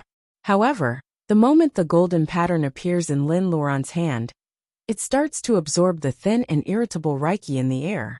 The agitated Reiki molecules are like naughty children meeting their kind mother. They are rebellious at first, but they gradually feel scared and admit their mistakes. In the end, they all snuggle up to their mother. More and more Reiki come into being. The molecules rush to tell each other like children receiving candy. After a quarter of an hour, more and more Reiki surround the golden pattern. It becomes peaceful and quiet. Lin Luoran is in a coma. Her fingers are changing gestures unconsciously. However, in her deeper consciousness, she seems to see a figure with fluttering sleeves, writing an unrecognizable pattern in the air. Subconsciously, Lin Luoran wants to imitate that pattern. The Reiki come closer and closer. With Baojia's operating table as the center, it cleans the air around the hospital and sweeps away the gray fog. At this moment, all the people in the military hospital, doctors and patients, feel that they can breathe easily. It seems that the quality of the air has suddenly improved. Outside the operating room, Commander Qin, who has been waiting for a long time, feels the change in the air. His eyes light up with joy. This feeling is so similar. Is it her who is performing the spell? Soldiers who are full of hostility are actually the most aware of the changes in the environment. Lu Sanchun also opens his eyes wide. He did not have the concept of Taoism in his mind, so he did not know what was going on inside. However, he instinctively sensed that some rather supernatural changes must have taken place in the operating room. Is there hope for Miss? Lu Sanchun's heart is in his throat. At the same time, an ordinary-looking black Audi happened to pass by the military headquarters. Suddenly entering such an environment, an old man sitting in the back seat, who was coughing non-stop, shuddered and revealed a look of disbelief. Stop! Stop the car! The driver was also over 50 years old. He could not remember how many years it had been since the old man had used such an urgent tone. He quickly stepped on the brakes. Grandpa, what's wrong? The old man's body was getting worse, and the driver was quite worried, thinking that he was not feeling well again. Seeing the old man's car suddenly stop, many men in black got out of the cars in front and behind him and surrounded the Audi. A guard who seemed to be the leader walked up and looked around cautiously. He asked the driver in a low voice, "What's going on?" The driver shook his head and pointed at the old man in the back seat, who had his eyes closed, as if he was sensing something. The old man endured the violent shock in his mind and opened his eyes. "You all leave. Drive the car to the side of the road, as close to the hospital as possible." The leader of the guards left, and the driver also started the car and parked it on the side of the road. He had been with the old man for the longest time, so he couldn't help but ask, "Grandpa?" The old man coughed. "Don't worry. There is a master in the hospital. Such pure and auspicious Reiki is very good for this old man, who should have died long ago." Thinking of the old man's illness for many years, the driver, who knew a lot about these things, wanted to say something but hesitated. He was struggling. The old man knew him very well. He waved his hand. He can mobilize such a large range of Reiki, and is not afraid of backfire. I guess he is the only living ancestor. Besides, he is in a place like the hospital, so he must be performing a spell to save people. It is our blessing to be able to absorb the Reiki mobilized by the ancestor at such a close distance. How dare I disturb him? Don't mention your idea. Then he closed his eyes and actually entered the state of meditation on the side of the street. The driver, who was over 50 years old, struggled for a moment and sighed silently. In the end, he stayed in the car quietly and guarded the old man. In the hospital operating room, the golden light on Lin Luoran's fingertip is getting stronger. Maybe the pattern in the air has absorbed enough Reiki, or maybe Lin Luoran's body is not strong enough to support such a powerful and mysterious pattern. After absorbing too much Reiki, the golden pattern is getting stronger and stronger, and it is about to disperse. Lin Luoran closes her eyes and frowns. The golden light is about to disperse. No matter how unwilling she is, she can only move her fingers slightly and inject the pure power formed by the golden pattern into Baojia's body on the operating table. As the golden light goes into Baojia's body, The Reiki that was approaching the operating table loses its target and becomes disordered again. It retreats faster than it came. However, the area within the hospital is the territory that the Reiki army has just occupied. The gray fog that was forced far away from the general hospital of the military region can't come back for a while, let alone the operating room where the sacred bead is. Outside the hospital, the old man in the back seat of the black Audi slowly opens his eyes and wakes up from the state of meditation. The look in his eyes changes, but he doesn't dare to disturb the master, who has finished performing the spell in the hospital. He orders the cars to start again, and the cars disappear in the surging traffic of the capital. Lin Luoran, who has been mistaken as a master, knows nothing about what has happened. After the golden light goes into Baojia's body, Lin Luoran, a marionette, loses control and falls heavily on the edge of the operating table. The operating room is quiet. The golden light is obviously much more powerful than Lin Luoran's Wacken. Before the golden light goes into Baojia's body, the golden light starts to disperse and the spell has failed. However, the remaining power quickly nourishes Baojia's seriously damaged internal organs and completes the last step for Lin Luoran, completely improving Baojia's physique. Commander Qin hears the sound of Baojia falling to the ground and realizes that something is wrong. After struggling for a long time, he opens the door and takes a look. Lin Luoran has fainted on the ground and Baojia is still lying on the operating table. Did the spell fail? Doctor, come in. Lu Sanchun rushes in first, followed by Lu Zheng. Then a large group of doctors and nurses rush in. Doctor, the patients, the electrocardiogram. A sharp-eyed nurse sees the changes on the electrocardiogram, and she is so surprised that she can't speak clearly. The attending doctor is surprised at first, and then he yells, "Check the patient's status. The electrocardiogram is stable. Start the rescue immediately. Breathing is normal. Heartbeat is normal. Pupil light sensitivity is normal." Not only the attending doctor, but everyone present also heard the data. From dying to normal. The beautiful woman who had fainted on the ground, had she created a miracle?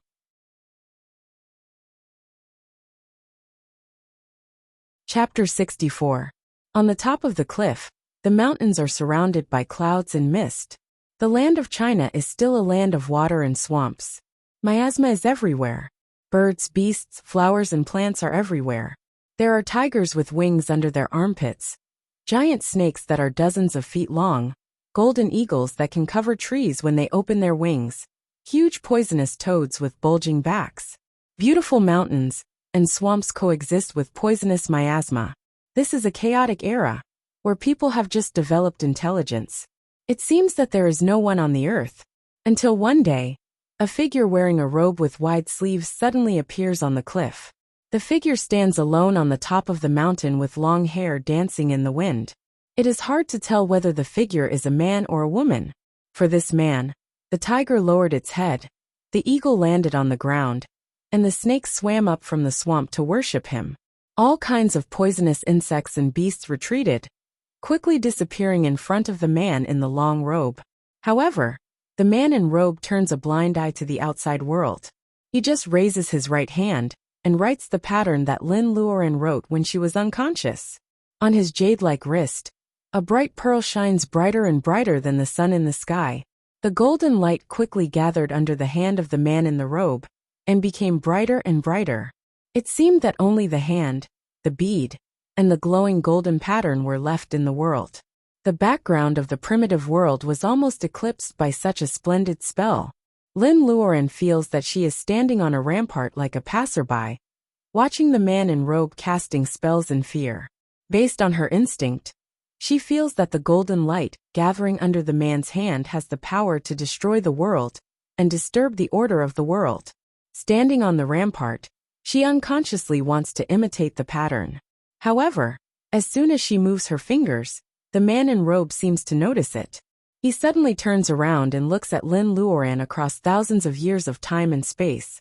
Lin Luoran's spiritual mind feels stinging. She feels that she is thrown out of a world in an instant. She opens her eyes. White walls, white bedsheets. Am I in a hospital bed? The nurse who is changing her drip sees her open her eyes and says in surprise, "Miss Lin, you are awake?" Lin Luoren nods gently. She first checks her body and finds that the exhausted Reiki is filling up her meridians again. Maybe it is the bead's slow delivery. After checking her body, Lin Luoren breathes a sigh of relief. How long have I been in a coma? Maybe because she hasn't spoken for a long time. Her voice is dry and not as clear as it used to be. The nurse changes Lin Luoren's drip quickly and says softly, "Miss Lin, you have been in a coma for 5 days." 5 days? How is Baojia now? Lin Luoren doesn't know what is going on, and she doesn't dare to ask. She is afraid to hear bad news from the nurse. While she is hesitating, the door of the ward is pushed open. It is the soldier named Lu Sanchun, who comes in with a basket of flowers. Seeing that Lin is awake, he smiles. Then he seems to think of something. "Pa!" He salutes to Lin Luoren with his military boots. Lu hesitation. Lu of military. Lu of Lu. Lu. Of.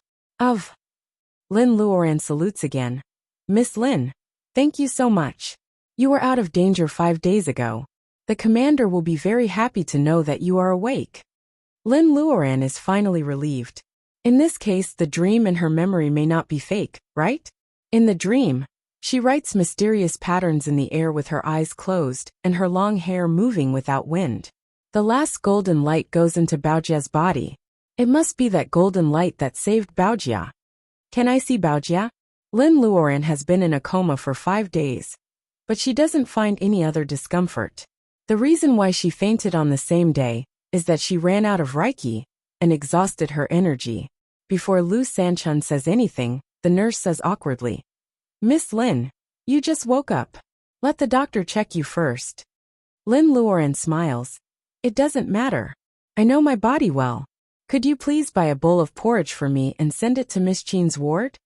People who can live in the intensive care unit of the General Military Hospital can't only be rich. If they are not rich, they can't even know the room number. The nurse has done her duty. Lin Luoren insists, so she has to inform the doctor and buy porridge for her. "Well, now there are no outsiders here. Can you tell me the truth?" Lin Luoren is sensitive. How can she not feel that Lu Sanchun is not telling the truth?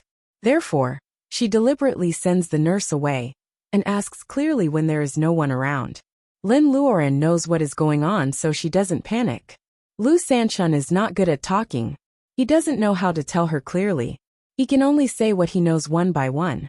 Lin Luoren frowns for a while, and then smiles for a while. "You mean according to the doctor, Baojia is now a healthy person? But she has been in a coma like me and can't be woken up by any method?" Lu Sanchun nods and sneaks a look at Lin Luoren, who is lying on the bed with respect.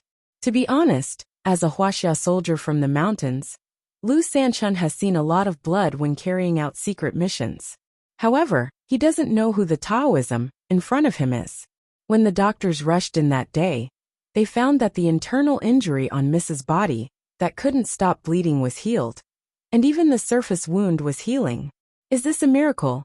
Lin Luoren thinks for a moment, but can't understand it. She opens the book and gets out of bed. She is wearing a loose hospital gown. Fortunately, her clothes have been washed and hung in the cabinet. Lin Luoren goes to the toilet to change her clothes. She moves her hands and feet and feels strong. She doesn't look like a person who has been hungry for 5 days. She turns to Lu Sanchun and says, "Let's go. Please take me to see Baojia." Lu Sanchun is also a soldier. He only respects Lin Luoren. He is not shy like a weak woman. Hearing this, he takes Lin Luoren out of the ward and walks to Baojia's ward. In the long white corridor, Lu Sanchun unconsciously lightens his footsteps in his military boots. Lin Luoren follows him. She is so light that she doesn't make a sound. Can't be woken up by any method.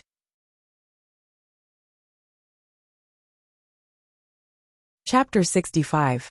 The doctor is doing a routine examination. Commander Qin is whispering to Lu Zheng on the sofa. The nurses are busy helping, and the soldiers are standing guard at the door. Everything is so quiet. It's not that Commander Qin is ungrateful. After saving Baojia, Lin Luoren leaves Baojia alone. Baojia's ward is deserted. It's just that after Lin Luoran pulled Baojia back from the gates of hell, Commander Qin has ordered everyone to keep it a secret. However, Commander Qin can't seal other people's minds. Everyone regards Lin Luoran as a hidden master. Who dares to disturb her? Grandpa Qin. Lin Luoran stands at the door and calls Grandpa. Commander Qin raises his head and smiles when he sees that Lin Luoran is awake. Lin, girl, you are awake.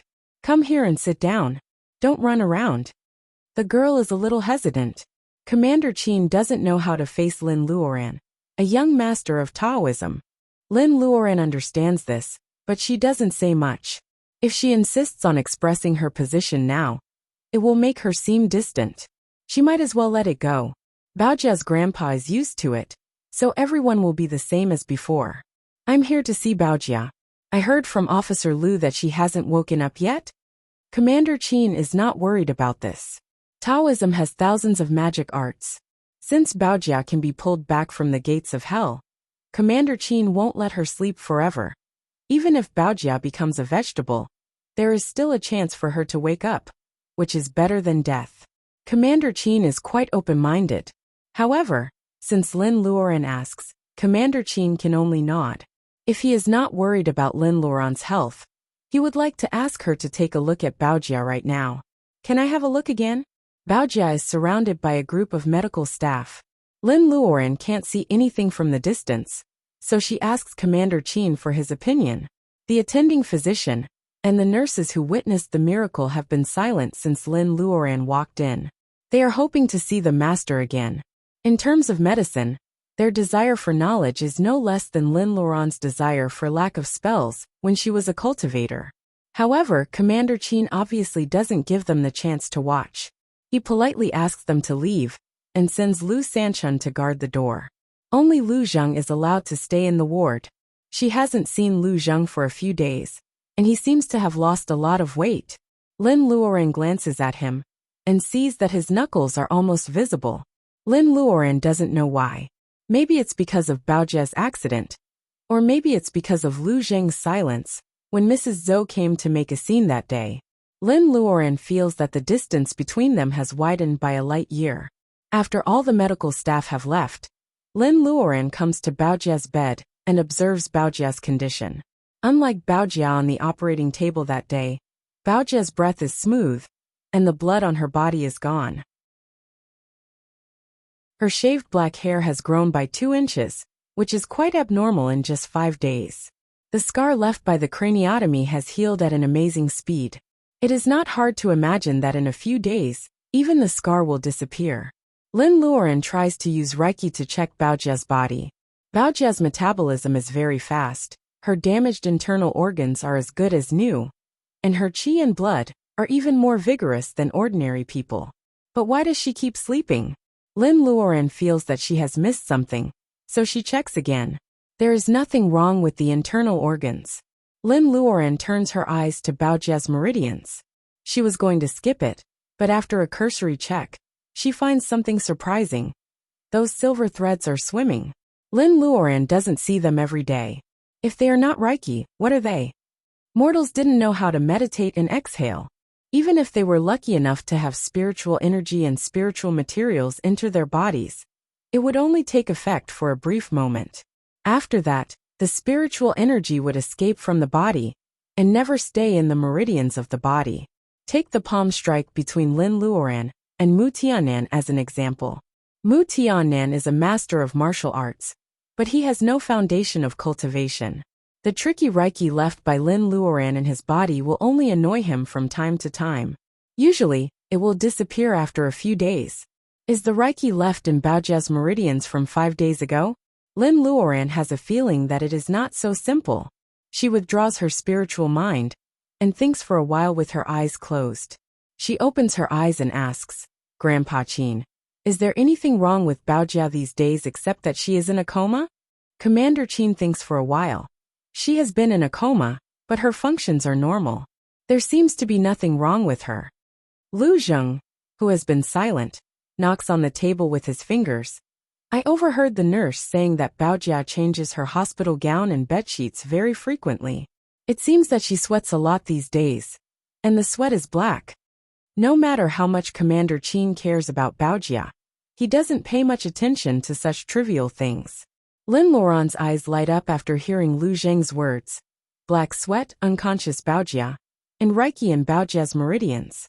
Does it mean that Baojia can also cultivate? Lin Luoran remembers the stinky black cocoon when she was purifying her marrow and changing her meridians. She also remembers the painful process when the red fruit took effect in the middle of the night. Compared with Baojia's current state, maybe it is a blessing in disguise. What Lin Luoran is going through is a relatively gentle process of changing her physique. The more Lin Luoran thinks about it, the more likely it is. She can't help but smile. Seeing that Lin Luoran is relaxed, Commander Qin's frown also becomes smooth. As long as his only granddaughter is fine, he will be a happy old man again.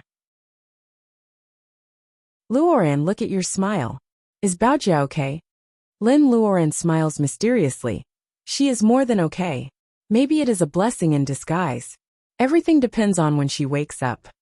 Thinking that Baojia may lay the foundation of cultivation because of this injury, Lin Luoran is also happy.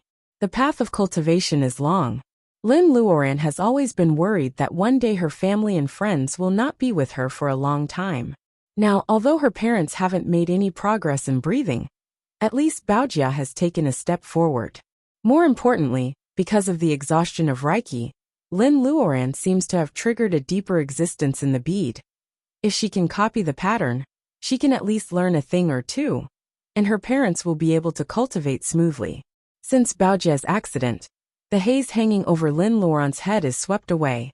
A big worry in her heart is solved, and Lin Luoran's state of mind has been improved in a short time. Influenced by her, the atmosphere in the ward becomes relaxed. You're tuning in to the Li Mei's Wuxia Whispers YouTube channel. We're so grateful for your support. And don't forget to subscribe to join us on this incredible journey through captivating stories. Your generosity through donations truly makes a world of difference, as it's the primary source of revenue that allows me to expand and enhance this channel for you. Thank you from the bottom of my heart for being a part of this adventure.